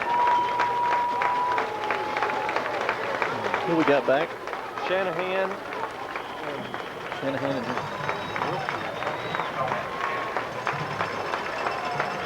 the Bears have scored. 2:48 to go in the second quarter. Kangaroos 21, Brewer 7. Gomez will kick. Randy, we've got all of our hands people up front. It's an onside try. And it's a pooch kick. Here comes one of the Roos up, and he's got it. That was Garrett Hudson. Good play by Garrett on that pooch kick, just over the 35. Randy, the Bears had about 6 or 7 guys over there on the left side. They were going to go down there and see if they just couldn't catch that one on the fly. Yeah, that's exactly what you've got to have one of your seniors do for you too, Randy. Come in on a play that could be disastrous for you to make a cool, calculated play. Just an excellent job there by Garrett Hudson. Certainly was. And Garrett Hudson, you know, he came on last week against Mineral Wells, and now the Roos have got a triple threat back there in the backfield. Inside, here is Hudson. There he 40, goes. 45. Get out there, Garrett. He's Get out there, boy. Go, boy, go, He's boy. at the 40. Out of baby. 35. Run out of bounds at the 25-yard line. Well, Mark, all you have to do is talk about them, and they do something spectacular every time. Well, I can't take any credit for it, Randy, but it is fun to talk about them. Well, it looks like we may have one of those yellow things down there on the field at the 49. And we do, and that's going to come back. Well, that was a outstanding run, though, by Garrett Hudson. It was a quick handoff. He was a fullback. And he went right up the middle of the field. He broke a couple of tackles, broke to the outside, and he broke another tackle around the 45 or 40-yard line of the Bears. And they're going to step this one off to the 39 of Weatherford. So they'll end up with about a 3 or 4 yard run, and that's it for Garrett on that play. 2:34 to go now. Randy, but you know, Brewer scores, but they have not shown the ability yet, Mark, to stop this Weatherford attack. No, as long as the offensive line continues to fire out and dominate that defensive line like they have, the Roos are going to be able to go up and down the field all they want to. Here is the eye. Zach Moore has it. Inside it goes to Pierce. He breaks one man. Here we come. Gets away from another. He stiff arms him. Midfield. 40. 35. Down to the 30. Cuts inside. Gets another 5 yards. Down to the 25. And he's right back where Garrett Hudson was on the previous play. And Randy, what a smart play then by Colt Borland. Colt was just fixing to try to put a block on one of the Brewer Bears, and rather than get one of those holding calls again or a blocking in the back call, he just held up. You could see him hold his hands up just to make sure that he didn't touch the player. So well, when you got Mark Pierce back there with the ball, you just let him use some of his talent. There you go. 1st and 10. Here's Hudson. Go, Garrett. Cutting inside. Went off his right guard. He'll have 5 yards down to the 20-yard line. And the Roos offense just exploding here in the first half. And the rushing yardage has got to be up over 200 right now, just in the first half. Well, Randy, we talked earlier during one of the timeouts about how important it would be for the Roos to go ahead and score again before halftime. And looks like that's what they've got on their minds. That was a 6-yard gain. Here is Moore, and here's that draw play to Pierce. He's down near the 15, close to the point needed for the first down. They are just bludgeoning this line of Brewer right now. And they look like they're out-quicking them. That'll stop the clock long enough for the chains to be moved. Give the Roos a chance to go ahead and hurry their offense up. 1:33 left. 1st and 10 now at the 15-yard line of Brewer. The I backfield. There are 2 receivers out for the Kangaroos. This time they give it to Garrett Hudson. Not much. He has about a yard or 2, and a nice tackle inside by Billy Bob Pride, who was right there. And we've got a timeout. So let's take a timeout, too, with the score 21-7. Kangaroos over Brewer. We'll be right back.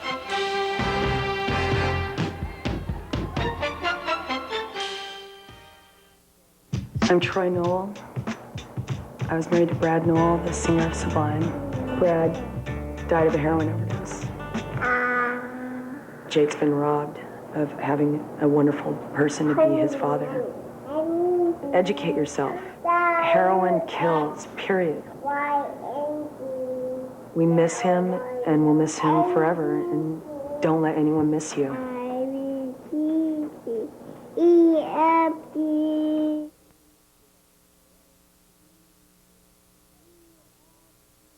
Weatherford National Bank, growing with Weatherford. We started in College Park and continued to expand into 5 offices located throughout Weatherford and Aledo. No matter where you live, chances are that you are close to one of our offices. Take advantage of our customer-friendly services, free checking with overdraft protection, full-service mortgage department, extended lobby hours, and even Saturday banking. Weatherford National Bank. We kept growing until we became a part of Weatherford's history. Member FDIC, Equal Housing Lender. Trinity Paint and Body, owned by Bo Winstead, is located at 1600 Fort Worth Highway. They are known for their fast and superior service. Since opening in April of 1998, they are already having to expand their existing location due to the high volume of business. For great hometown service and a friendly staff, call Trinity Paint and Body, Monday through Friday, 7:30 a.m. to 5 p.m. And remember, for high-quality service, Bo knows.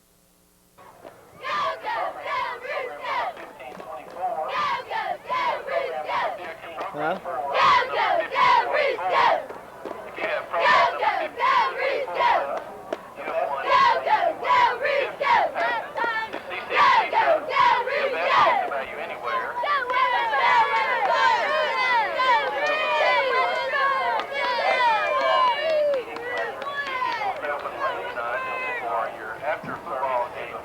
Well, again, we have seen the Roos take the ball deep in their own territory and drive deep down to the Brewer side, and they're at the 15 right now. They have a second down and about 9.5 yards to go. But we're seeing an offense that looks a little bit different, Mark, than what we have seen before, as we're seeing a lot of draw plays for Mark Pierce. We're seeing a lot of quick handoffs to the fullback up the middle, and I think that the Roos feel like that they can they can get through the center of that Brewer line, and they've been doing it. No doubt about that. Second down. Here is Pierce. This time he's going to go to the outside. Gets Oh, away from one man. He's at the 10, the 5. He's in. He is diving over. He's in. How did he get through there? I'll never know. Oh, what a good fake. He put one of those Brewer Bears on his back, just faked him out. Well, he went right faked one around man him out, then he sidestepped another one. I think he just stiff-armed one and dove into the end zone. And all of a sudden, he was in the end zone. My goodness, what a run by Mark again. And, you know, we're getting so used to seeing these that you forget, you know, how spectacular it would be if you haven't seen it so many times from Mark. Well, and that was a drive that was important for the Roos. They started at about their 35-yard line and went that entire distance, 65 yards, in only about 6 or 7 plays. 27-7, and Jeremy comes back in and gives it the left toe, and that one's right through the uprights, and the Roos are on top. 28-7, but just 1:14 to go. And Mark, we might as well just keep it right here. We've had a few breaks lately. Well, Randy, let's give a few of the Roo offensive stats while we can. Offense per game, the Roos are averaging 43 rushing attempts. They're showing yardage of 295 yards gained per game. Pass completion per game is 4. Passing yards per game, though, is 57. Typically, the Roos are running 53 plays per game, showing a total offensive output of 352 yards per game. So that's just a great start so far. Well, I would almost guess, Mark, that they have close to 300 yards right now in the first half. Yeah, I would say you're right on that, Randy. And a good chance to go over 500 yards against the Brewers. So they're going to be padding those offensive stats before this game is over, but they've still got to stop Jermaine Griffin and the Brewer Bears because they look dangerous on offense. They look like they can move the ball. And Jermaine Griffin, good passer, good runner. And their little fullback, Justin Stroud, he's quick. And they've got some good receivers, too. That number 24, Lance Bernard, he's got in the clear a couple of times. Randy, one of the nice things about the rushing offense for the Roos so far tonight has been that they haven't had to rely so much on Zach Moore. Both the running backs have pretty much carried the bulk of the run. And he will send one down to the 20-yard line, and it is picked up by Brewer and out across the 35, the 40, and finally up at the 44-yard line. They're able to stop Joseph Johnson. Well, Randy, that kickoff was a little unusual for the Roos because they didn't try to kick it deep. They just squibbed it along the ground. So the Roos didn't have quite as much time for their defensive players to get downfield to make the normal tackles that they would have. So, well, you know, on kickoff returns, they have been holding their opponents inside the 25 at the 24, so this will add a little yardage to that. Here is Griffin. He'll keep it. Goes to the left side across midfield. Again, he faked inside to the fullback and followed his blocking around the left side, and he'll have about 7 yards. 50 seconds left. Now the Roos certainly don't want to allow Brewer to score anything here. No, I would imagine the Roos are going to be pretty much in a deep defensive position to prevent those long passes. Here is Griffin again. He fakes it inside to the fullback. He will have a first down, and meeting him head on is Chuck Wilkie and Kane Riddle, and they get up and slap each other on the shoulder pads. And those are good hits by both those guys. Looks like we're going to have a timeout as the referees measured to see if that was a first down or not. I believe we had some more scorers. The last one I saw, Highland Park and Denison. It was Highland Park 14 and Denison 7. We gave you Azle 6, Boswell 3 in the second. And Aledo is leading Lake Worth 9-7. You know, Aledo could win that game, and it might even be considered an upset, even though they're the defending state champions, because Lake Worth has been so impressive this year. They really have had a good season and have a really outstanding quarterback, I understand. I haven't seen him play, but I hear he's really something to watch. You know, one thing we didn't talk about, and we probably ought to mention it, is Mark Pierce's blocking ability. I was watching the films last week, and he can throw a great block. Yeah, he can. He's an all-around player. He's not just a runner. Second down, or first down right now for Brewer. Back is Griffin, and he stormed under. Back at his own 45. Oh, who was it? Hell, there's Such. Yeah, and, no, wait a minute. Safford is back there, and also Danny Merritt and Jeremy Day was there. And Andrew Cope. And Andy Cope, the right end. And they all were back there to storm Griffin under. And that is a big play here just before half. We've only got 1 second left on the clock. So we'll have one more play. Randy, is this the time when you put in the Hail Mary, or do you think Brewer will just go to one knee here? Well, I don't know. You tell me. You're the prognosticator. Well, I would say if they were going to go to one knee, they probably wouldn't call timeout. So. Well, we saw Mineral Wells try the Hail Mary just before half, and Barrett Weaver got himself a reception on that play. Yeah, an interception.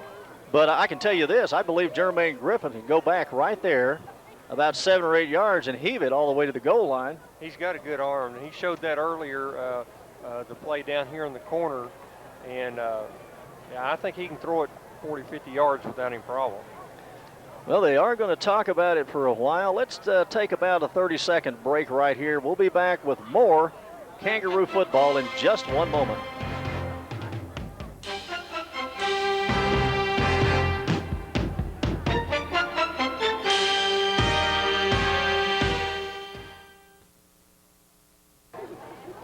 All right, come on back.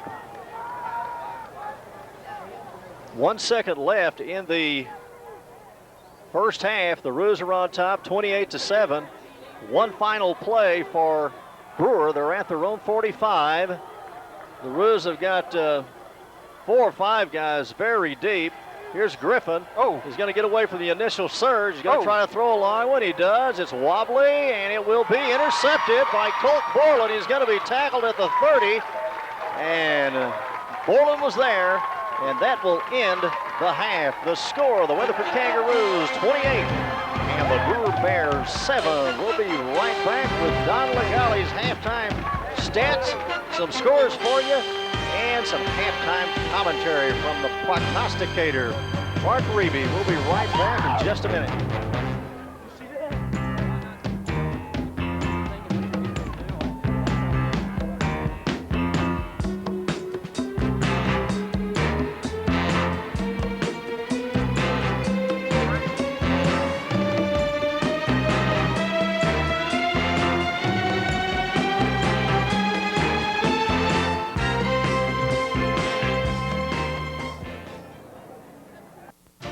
Your hometown bank teams up with your hometown Kangaroos to provide the support for a successful athletic year at Weatherford High School.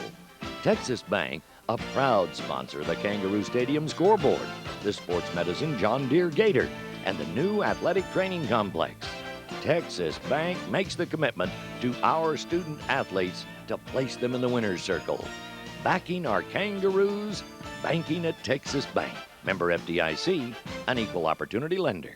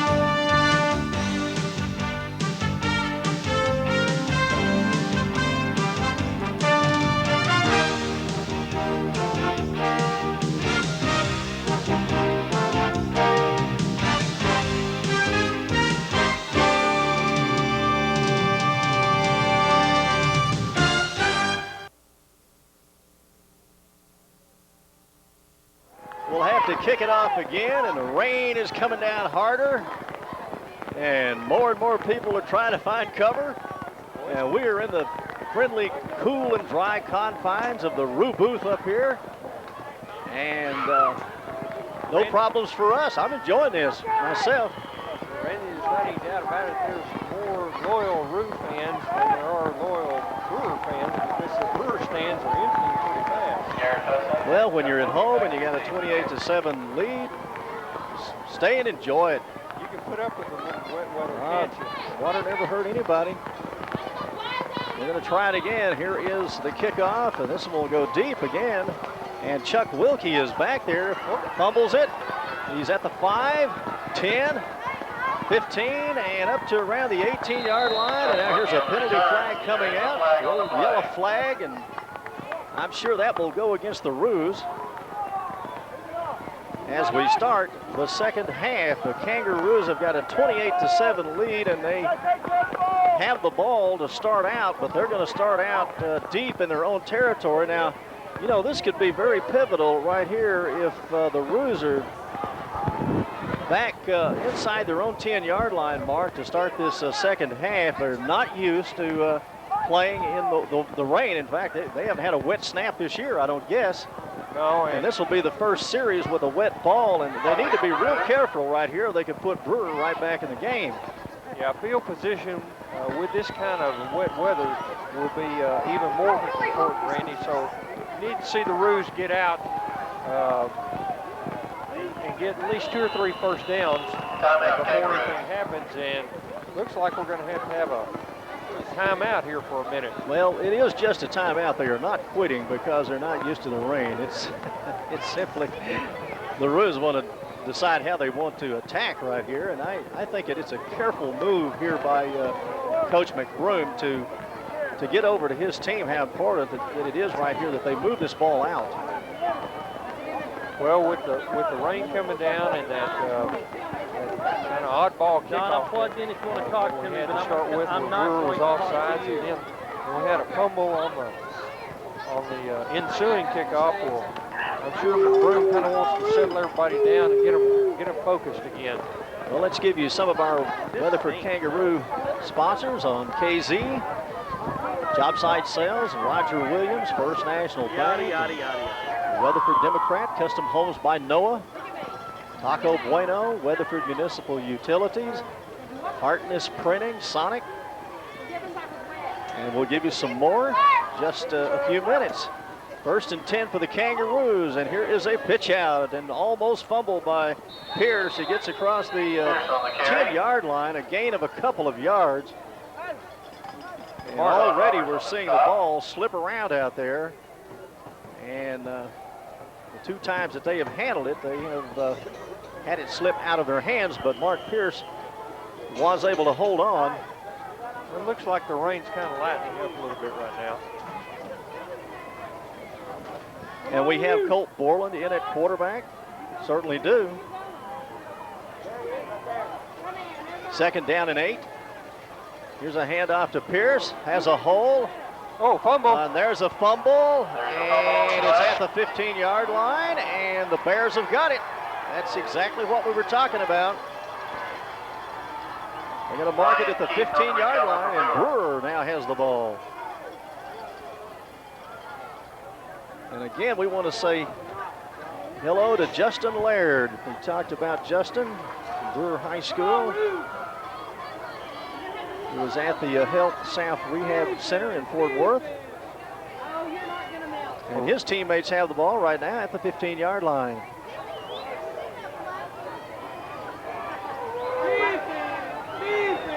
Jermaine Griffin leads out the Bears. They'll have an I formation. Here is Jermaine running to his left, spins around away from a couple of tacklers, but then is wrapped up at the 10, a gain of 5 yards for Jermaine Griffin.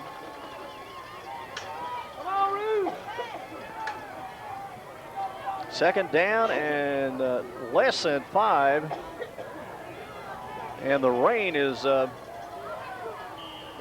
like it's beginning to lighten up a little. 10:59 to go in the third, 28-7. The Roos are on top. Here's a handoff and a good tackle at the 19-yard line. That was Safford shooting through. Boy, Scott did a great job. He just shed his blocker and caught the running back by the shoe tops there and put him on the ground. Gain of only 1 yard on that play. Craig Boney is looking in toward the Rue coaches, and of course he gives the signals in that defensive huddle for Weatherford. 3rd down and 4. Jermaine Griffin brings out the Bears again. He'll roll to his right, and now he's going to be sacked. There's a fumble. Rules at the 20-yard line.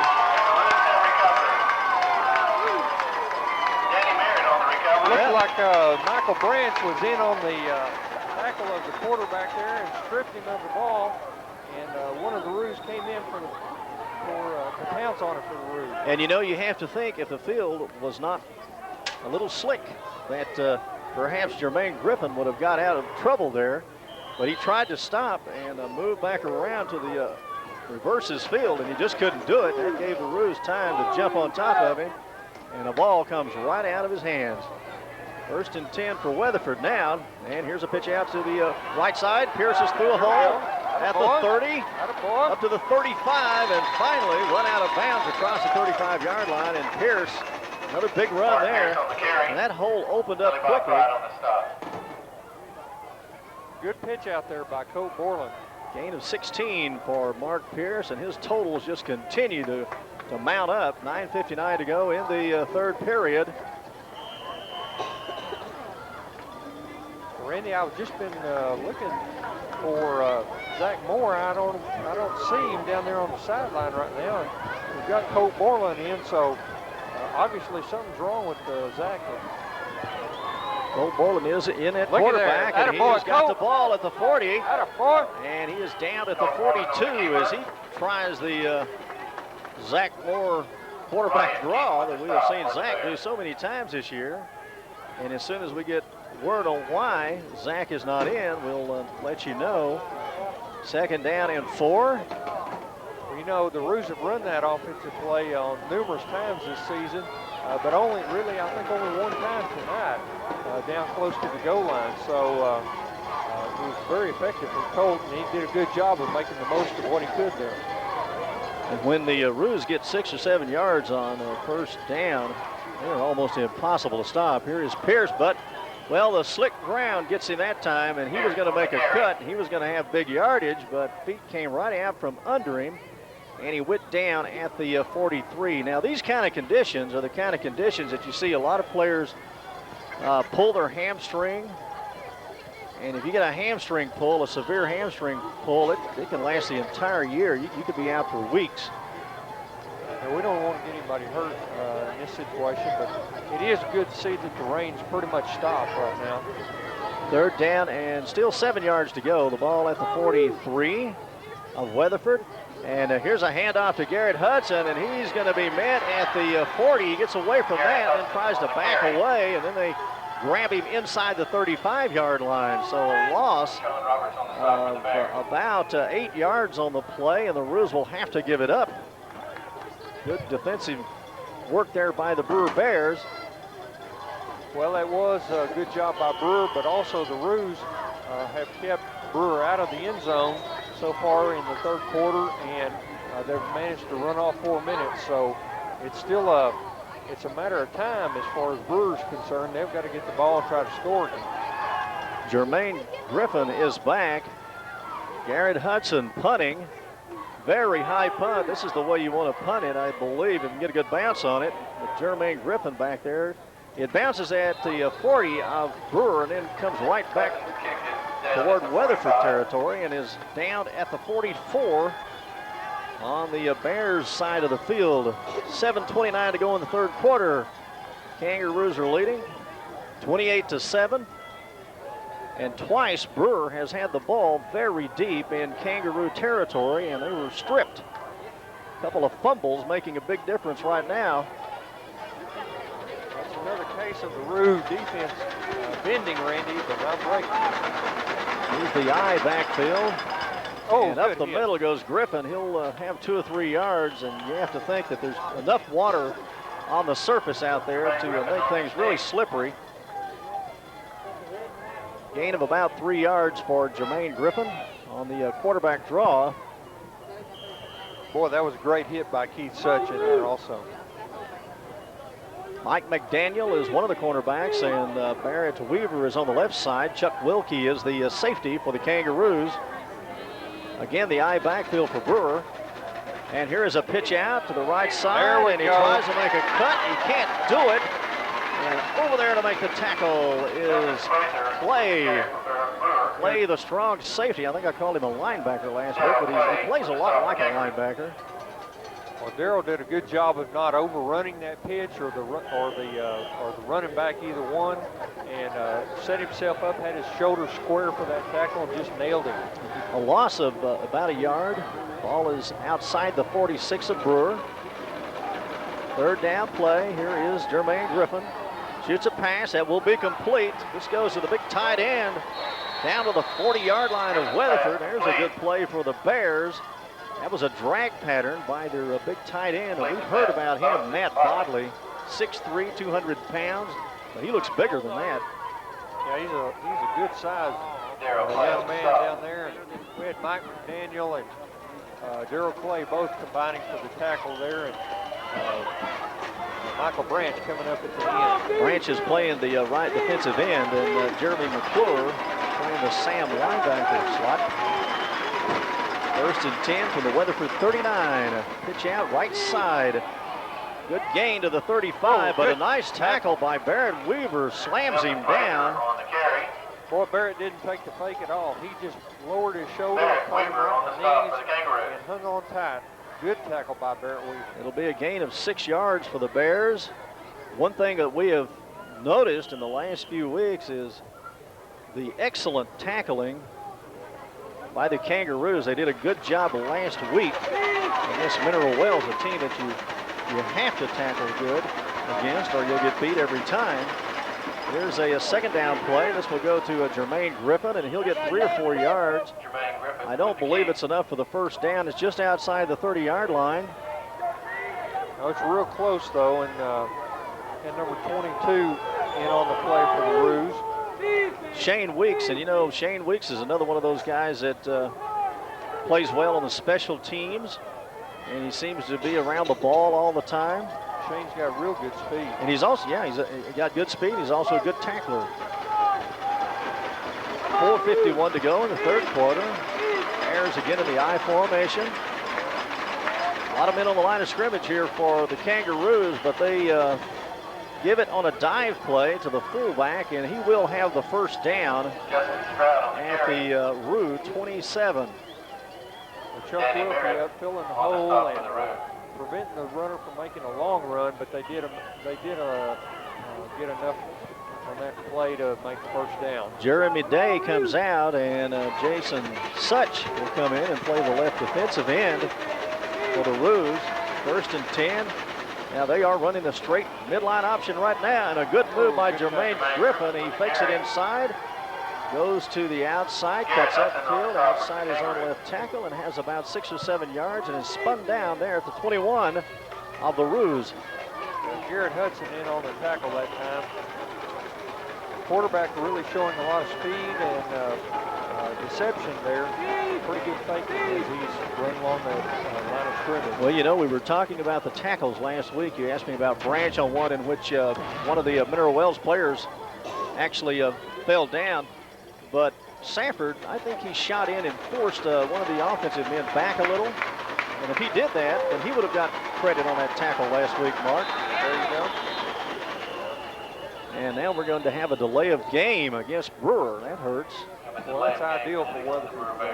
Needed something to kind of break up this drive. Brewer's been very successful in moving the ball here, but they haven't been able to get in the end zone, which is the key thing. Certainly hurt them right here because they were moving the ball very crisply, and they were using the straight midline wishbone. It's not actually a wishbone, it's a veer.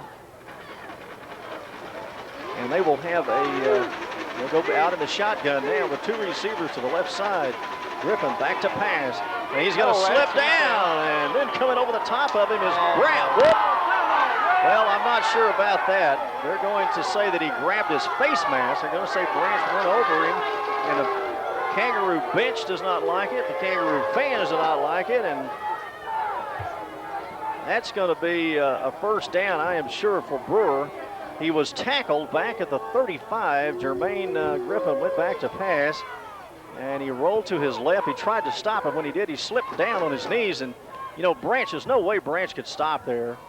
And he went right over the top of him, and they're just going to say that he grabbed his face mask when he went over the top. I'm sure it was an accident, but... Well, it looked like a pretty weak call to me, Randy, but it's one that the refs made, and we've got to live with it. So it's time for the Rue defense to stiffen again. Those are the kind of plays, when you get something like that that goes against you, where your character stands up and it makes you say, all right, well, this time we're really going to stop you. So, you know, I talked with James Roller, the coach of Brewer, today, and I asked him, if it does rain, who do you think will have the advantage? And he came right out and said, I think Weatherford, with Mark Pierce running, will have the advantage the way he runs. He said, we got people with quick feet. Here is the third down play. It was not, or second down play. It was not enough for a first down because the infraction happened all the way back at the 35. So on a second down play, Griffin will gain 2 or 3 yards. It still will not be enough, I don't believe, for a first down. Let's see where they mark it. The ball is inside the 20 at the 19. We're down to 2:42 to go in the third quarter. The Kangaroos are leading 28-7. They dodged a bullet a moment ago when they stripped Jermaine Griffin of the ball.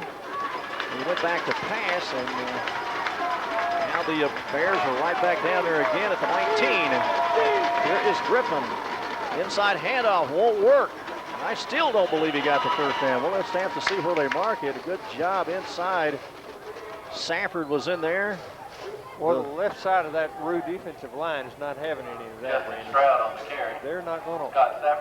They're not even going to let them get close. Well, you shouldn't be down there wrestling with the wrestler. That's right. Well, the one thing you shouldn't do was Safford. Here comes in number 71. That is big Danny Merritt, and Merritt has come in the last 3 weeks and done a great job inside at that right defensive tackle. And we're going to have a timeout by Brewer. That was not enough for the first down. They still like 1 yard. Let's take a timeout right here with a score. Weatherford 28, Brewer 7. We'll be right back.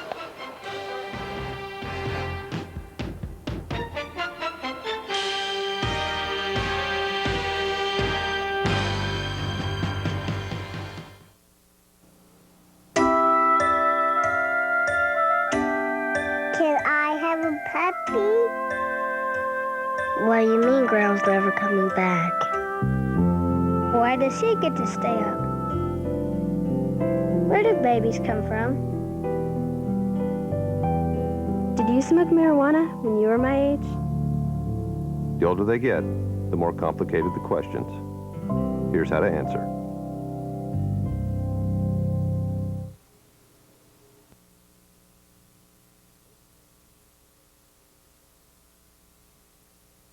First National Bank of Weatherford is excited about the 1999 Weatherford High School season. Since 1880, the First National Bank of Weatherford has provided friendly and reliable service to the folks in Weatherford and surrounding area. We wish all of the players, cheerleaders, band members, and fans success in all they do in 1999. Come by and visit with your personal banker at First National Bank of Weatherford, member FDIC and equal housing lender.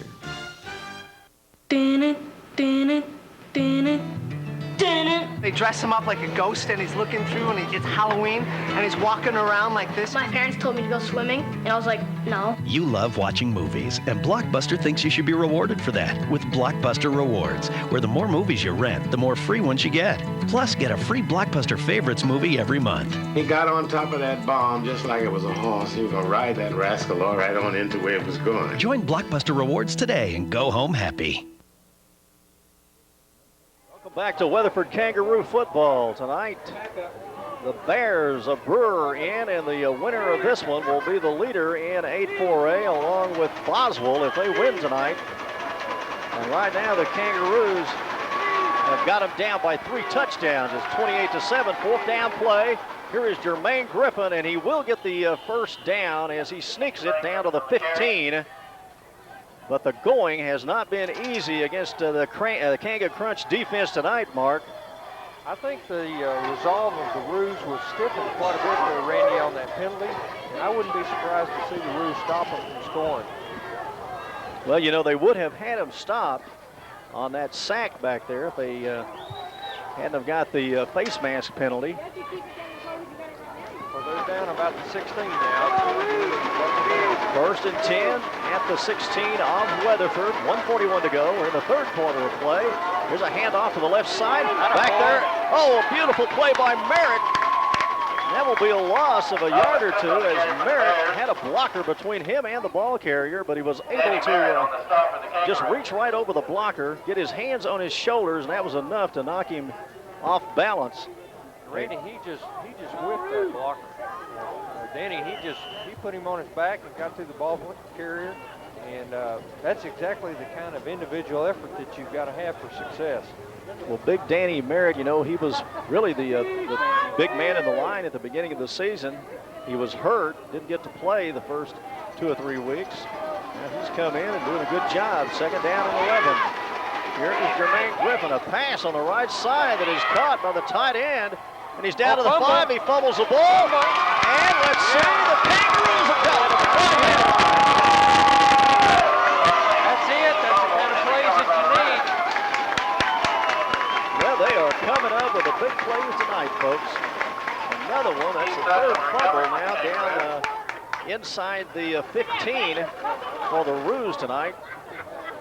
Randy, I'm sorry I couldn't see who the player was that stripped the ball out there. No, I couldn't either. It was way over there on that south east side, and there were a lot of bodies running around out there. But it was a good job again, as that was a good pass, and he was just turning around to take off for the end zone, and he was met, and the ball pops out. First and 10 from the 5. Again, Colt Borland is a quarterback. Here's Mark Pierce, and he will get out to around the 8-yard line. And they may call a late hit here against the Bears.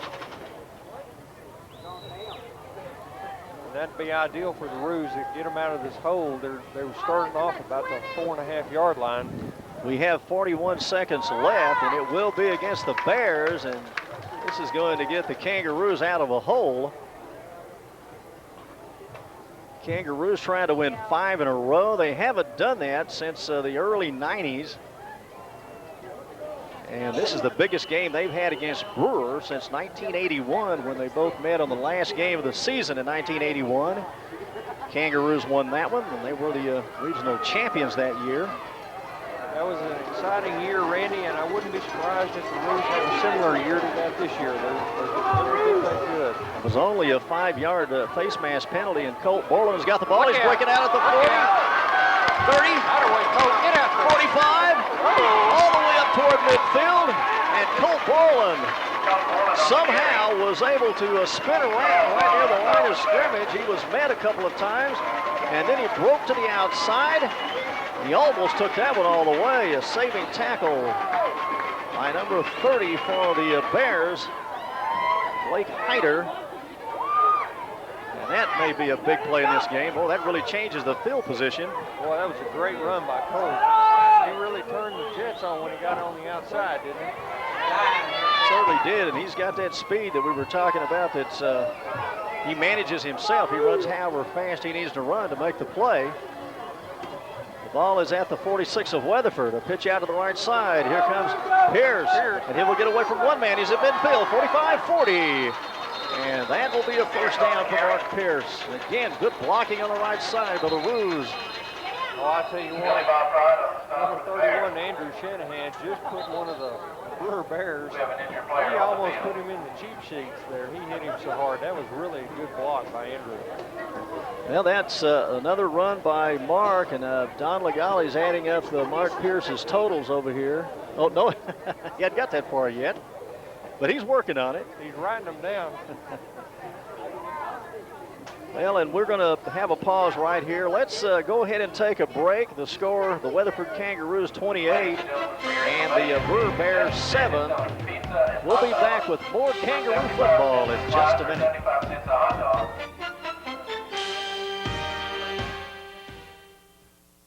Dun it, dun it, dun it, dun it. They dress him up like a ghost, and he's looking through, and it's Halloween, and he's walking around like this. My parents told me to go swimming, and I was like, no. You love watching movies, and Blockbuster thinks you should be rewarded for that with Blockbuster Rewards, where the more movies you rent, the more free ones you get. Plus, get a free Blockbuster Favorites movie every month. He got on top of that bomb just like it was a horse. He was going to ride that rascal all right on into where it was going. Join Blockbuster Rewards today and go home happy. We are named Weatherford National Bank because we are Weatherford. From the rodeo to the Peach Festival to Christmas on the Square and everything in between, you'll find us there sharing in the rich heritage of Weatherford and Parker County. Come by any of our 5 offices located throughout Weatherford and Aledo, where you'll find free checking with overdraft protection, full-service mortgage department, extended lobby hours, and even Saturday banking, all the services that our customers have come to expect. Weatherford National Bank, member FDIC, an equal housing lender. Go ahead and bring us back, and you give it to us later, okay? Come on, Kangaroo! Well, we just have 5 seconds to go in the third quarter. You're listening to Weatherford Kangaroo football on KZ 1220. Your sports center. Don Legali's in the Roo booth tonight, along with the great prognosticator, Mark Reeby. My name is Randy Jean. 1st and 10 for the Kangaroos at the 39 of Brewer. Here comes Mark Pierce, pounding his way across the 35, down to the 34-yard line.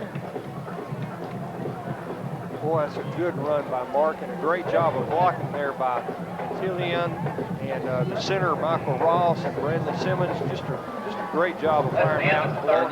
You know, him off the line. Mark, that's the kind of run that Coach James Roller of Brewer said would be beneficial in case it got wet tonight. Those kind of runs just like that by Mark Pierce. That's the end of the third quarter. The score 28-7. The Kangaroos over Brewer. We'll be back for the fourth in just 1 minute.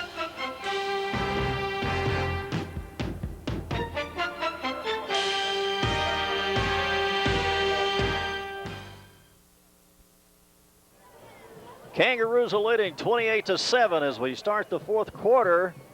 Colt Borland is in at quarterback for the Roos, and our understanding right now, Zach Moore is suffering from a migraine. And you know, a lot of times when you have a change in weather, got migraine problems, that's when it'll crop up. Here's the first play. And there are a number of penalty flags up, as that one did not look right. And Don Legale is motioning offsides, but we'll see what the refs say about it. He has been wrong before. I think Michael Ross is agreeing with him. And the refs are also agreeing with him, as it will be offsides against Brewer. Well, I think anytime you get Michael Ross and Don Legale agreeing on the same thing, then that's the way it is. So we'll have a second down and about 1 yard. The ball is now down to the Brewer 30-yard line, and what a turnaround in field position here as the Bears fumbled at the 5, and then a couple of plays after that, Colt Borland broke loose on a run of over 30 yards. And now here is Pierce with it, and he breaks loose down to the 25.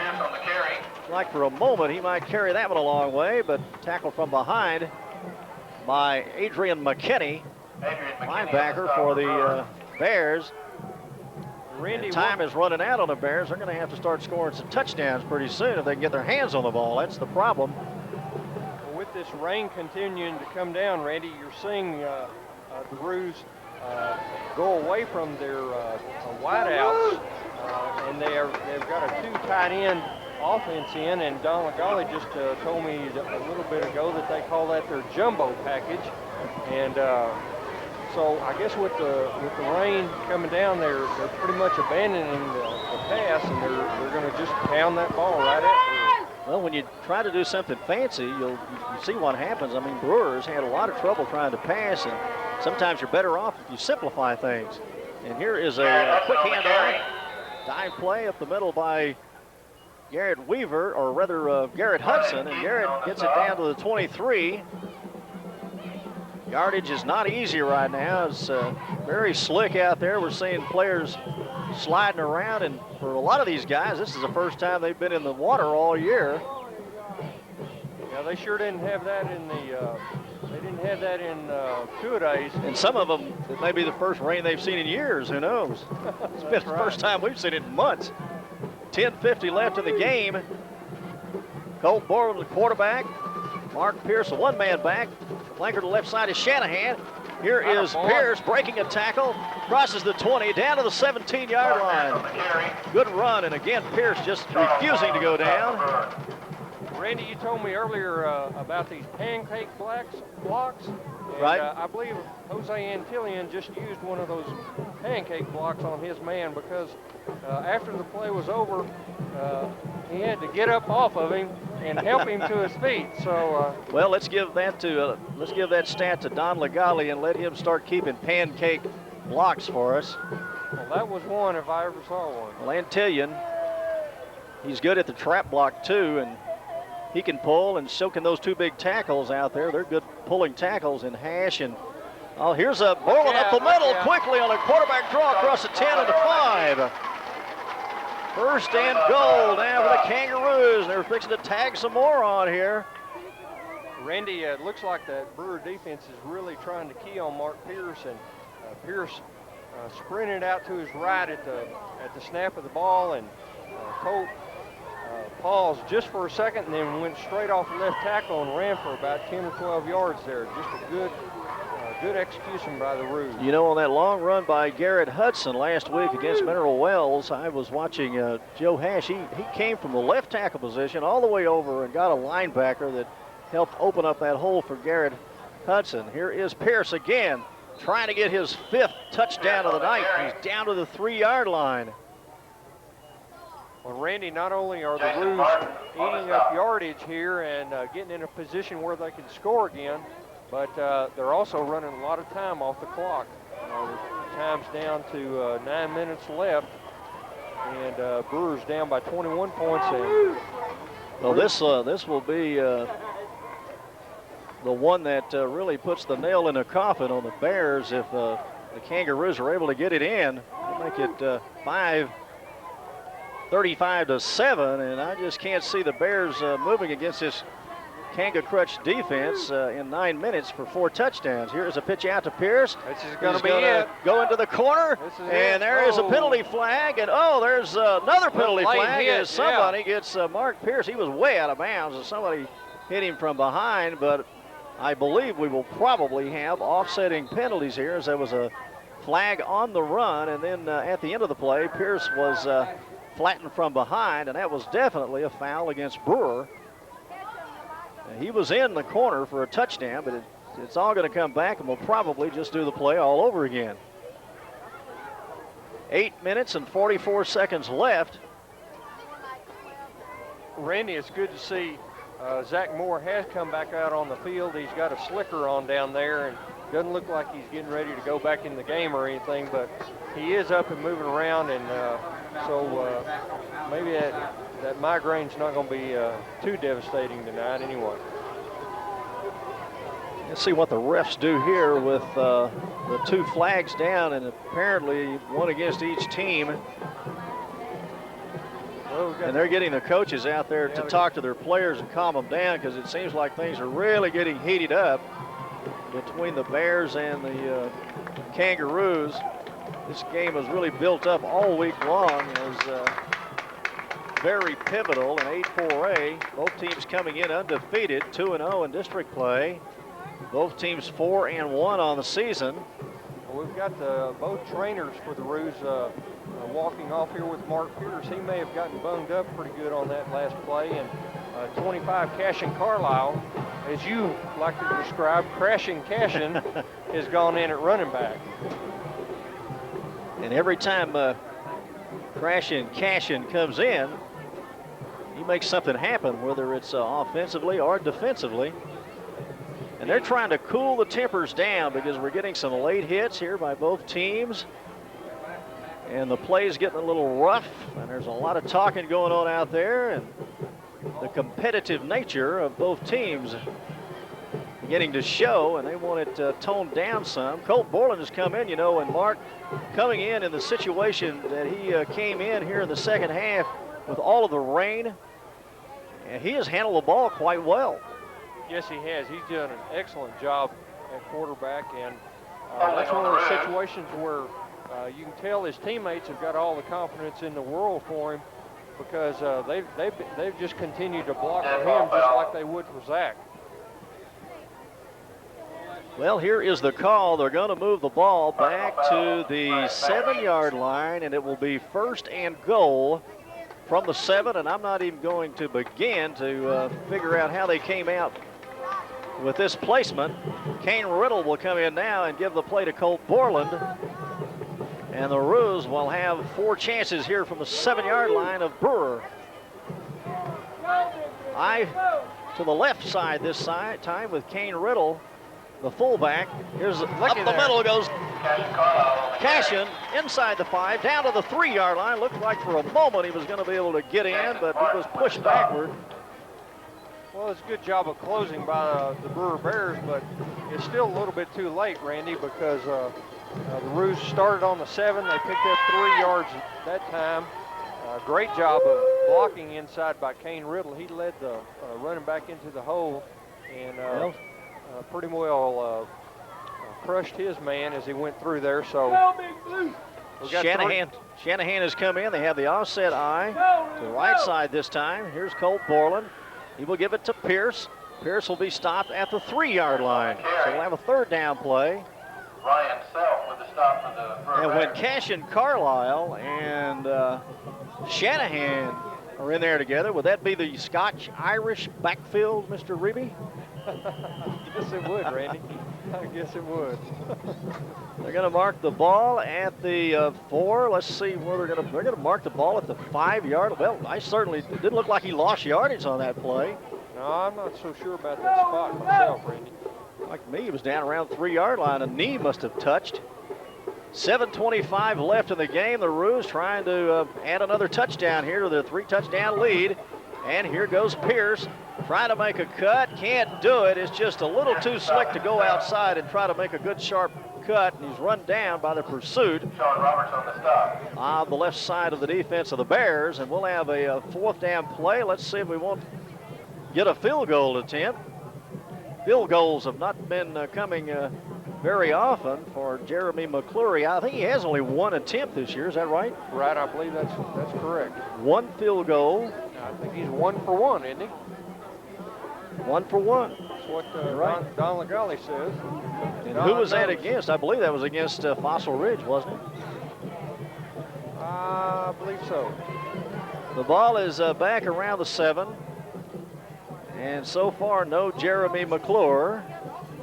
Clock is at 6:28. They're letting the clock run down. And they're going to call a timeout, I'm sure, after they let it run down, and then we might see Jeremy McClure come in.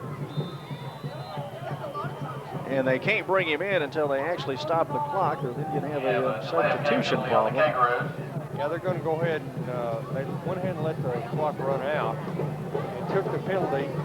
5 yards at this distance is not going to make the difference whether Jeremy makes that. Well, it will be. It looks like it's pretty near the center of the field, maybe to the right hash mark somewhat, and it will be at the 12-yard line, and he'll place it down at the 20. So it will be a 30-yard field goal attempt here. And Colt Borland, we might actually see a fake here, Mark Reeby. I'm surprised you haven't called it. Here is the snap, and here is the kick, and it is up, and it is right through. 30-yard field goal for Jeremy McClure, and the Kangaroos are up on top 31-7. Let's take a break right here. We'll be back with more Kangaroo football on KZ right after this.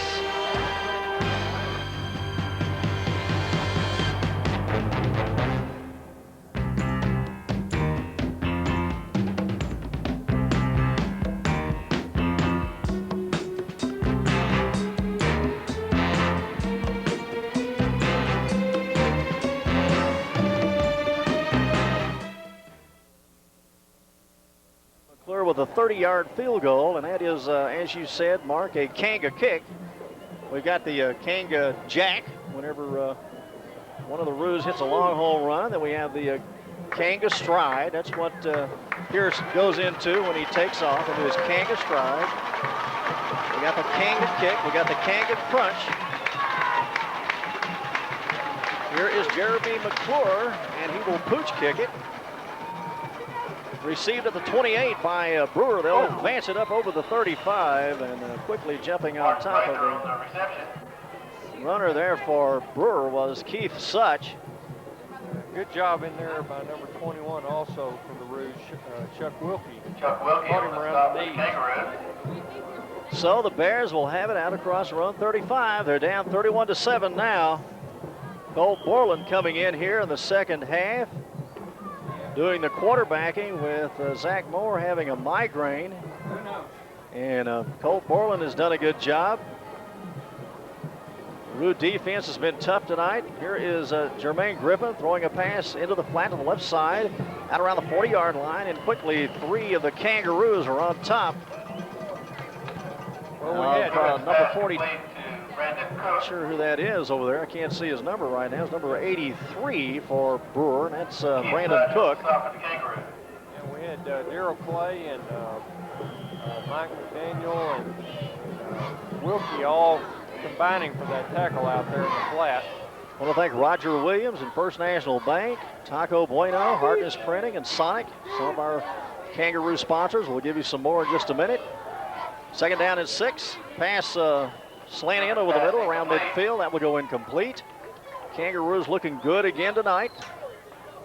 Well, good pressure in there that time by Andrew Cope and also by Cashin Carlisle. Cashin was on a dead run, and if the quarterback had held that even another count, Cashin would have had him. And in the fourth quarter, it's Stephenville 28, Brownwood 14. And perhaps you heard that score. Stephenville 28, Brownwood 14 in the fourth quarter.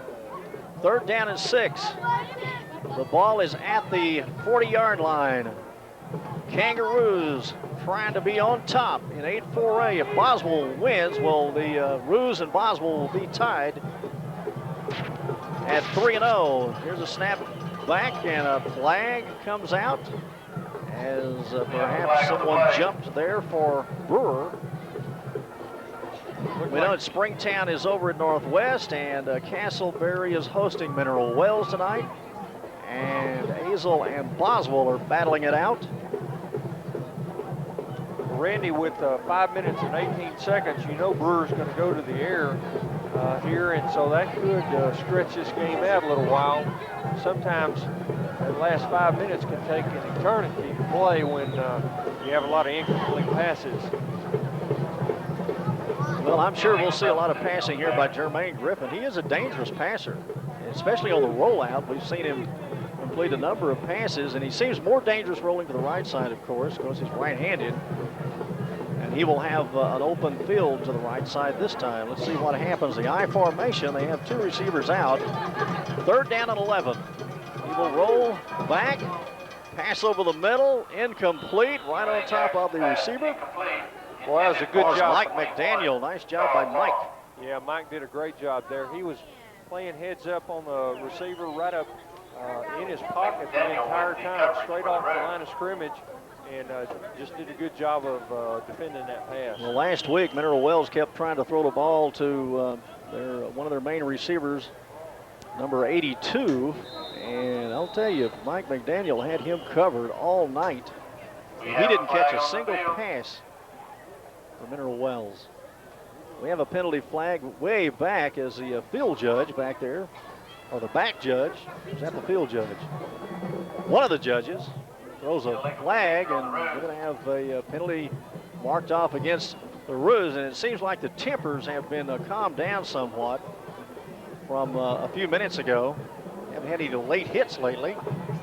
5:12 to go in the game. 31-7. The Kangaroos are leading. Next week, it'll be Springtown at Springtown. And last year, the Porcupines won that game in overtime. Here is the snap back, and we're going to punt it. The Bears send one down to the 35-yard line, and it is touched there by Brewer, and the Kangaroos will have the ball at their own 33 with 5:02 to go. Randy, it's kind of surprising that Brewer would go ahead and punt that ball. They were close to midfield, and you would think they would go ahead and just go for it on 4th down, but somewhat of an indication that they're ready to throw in the towel, kind of looks like to me. Well, at 31-7 and just 5 minutes to go in the game, perhaps it is time. You know, it'll be interesting to see what Colt Borland does here and what kind of play calling we have from Larry McBroom, but he has been ingenious today. And he's come up with that draw play that's worked really well. They had not run that play much this year. We saw them use it effectively in this game. Here's the pitch out to the right side. Cash and Carlisle breaking in the clear at the 40. He's at midfield. He's at the 45. He's at the 40. 30-yard line and finally tripped up at the 30. Long run. Let's see how long that one is. 10, 20, 30. 7 yards, I believe. A total of 37 or 38 yards for Cash and Carlisle. No flags down. Don Legale just add that to the rushing totals of the Roos tonight. And they are piling up the yards against this tough Brewer defense. Well, and the Roos are in that jumbo package that Don told us about earlier.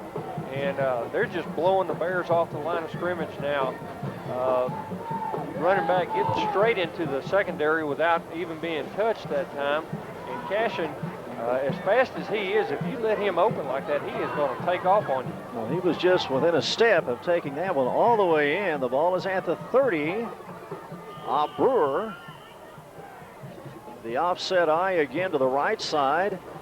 And here's an inside handoff to Shanahan. He's stepping over people or around people and finally spins to the 25. A gain of about 5 yards for Shanahan as they've got their Scotch-Irish backfield in there, Carlisle and Shanahan. Well, looky here, Roger Grizzard brought us a plate of cookies from the pizza place. Well, Roger Grizzard Isn't that a nice is man? now on my favorite fellow list. Now, you can't have that one. I wanted that one. Here, no, I'm kidding. I'll let you I'm have that kidding one. I'm kidding. Actually, I was going to give that to Don Legale. Okay, you know. all right. He wants one of these others. Okay, then we'll just put it back in there then. You're too serious, Randy. Well, I started to get, I might slip over there and get it yet, big guy. Here's a handoff and a little trouble with the handoff, and Kane Riddle is going to be stopped at the 26. That was a 2nd down play. 3:25 to go in the game. Kangaroos, this is a 5th in a row that they have looked very good, and they're looking tougher every week. When those cookies showed up, I kind of lost my focus there, Randy. I forgot about the game for just a second. Shanahan comes back in, and Kane Riddle goes out for the Roos.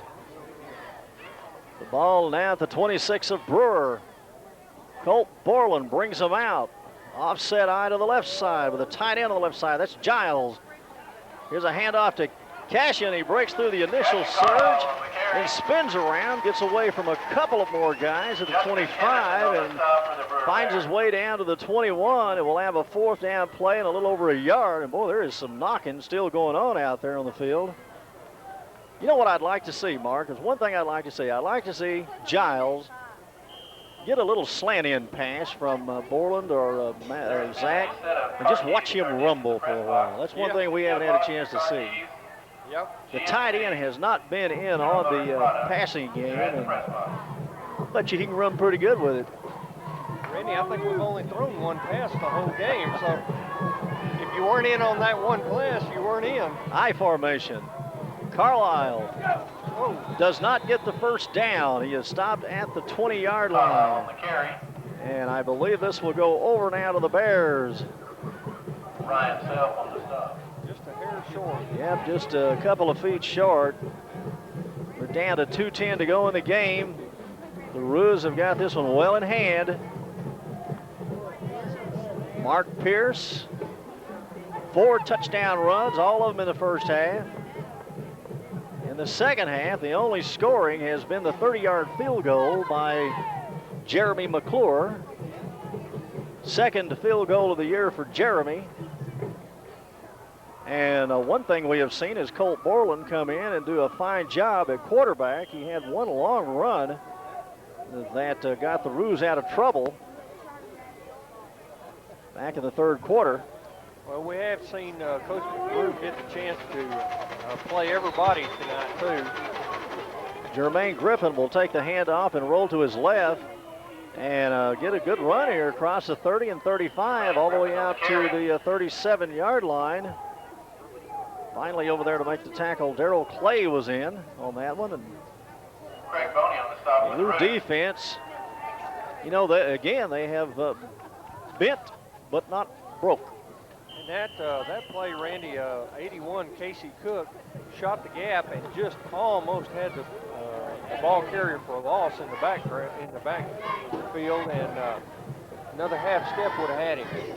Pitch out to the right side. This will gain nothing as Boney is there, and somebody's got the ball carrier by the ankles. Well, that's number 84, Jeremy Day. Jeremy Day, and we'll see Jeremy Day make a lot of big tackles from that left defensive end. Jeremy's kind of one of the Roos' main pass rushers also. Has had a couple of sacks this year and has really done a good job over there on the left defensive end. Second down and 9. Ball is at the 38-yard line. Brewer, 1:12 left. The Roos are about to be on top, along with perhaps Boswell if Boswell wins tonight. Here is Griffin, a pitch out, and a nice cut. Gets across the 40-yard line on the left side. As he pitched that one out, I believe, to number 28. There's Milton Prather. We've seen Milton Prather a few times tonight, but he hasn't broke loose. We knew he was dangerous.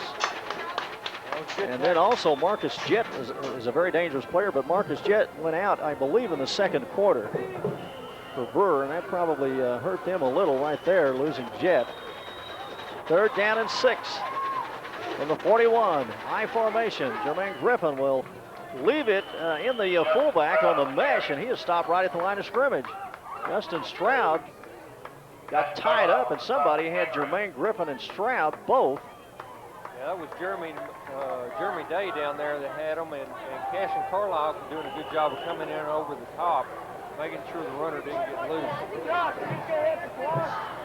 A lot of excitement around Weatherford this week over this team, and there's going to be a lot of excitement next week because it is just rolled off down to 0, and the Kangaroos are going to come away with a 31-7 victory over the Brewer Bears. This is 5 wins in a row, the first time since the early 90s that the Kangaroos have won 5 games in a row, and this puts them in good position as they start the second half of the 99 football campaign.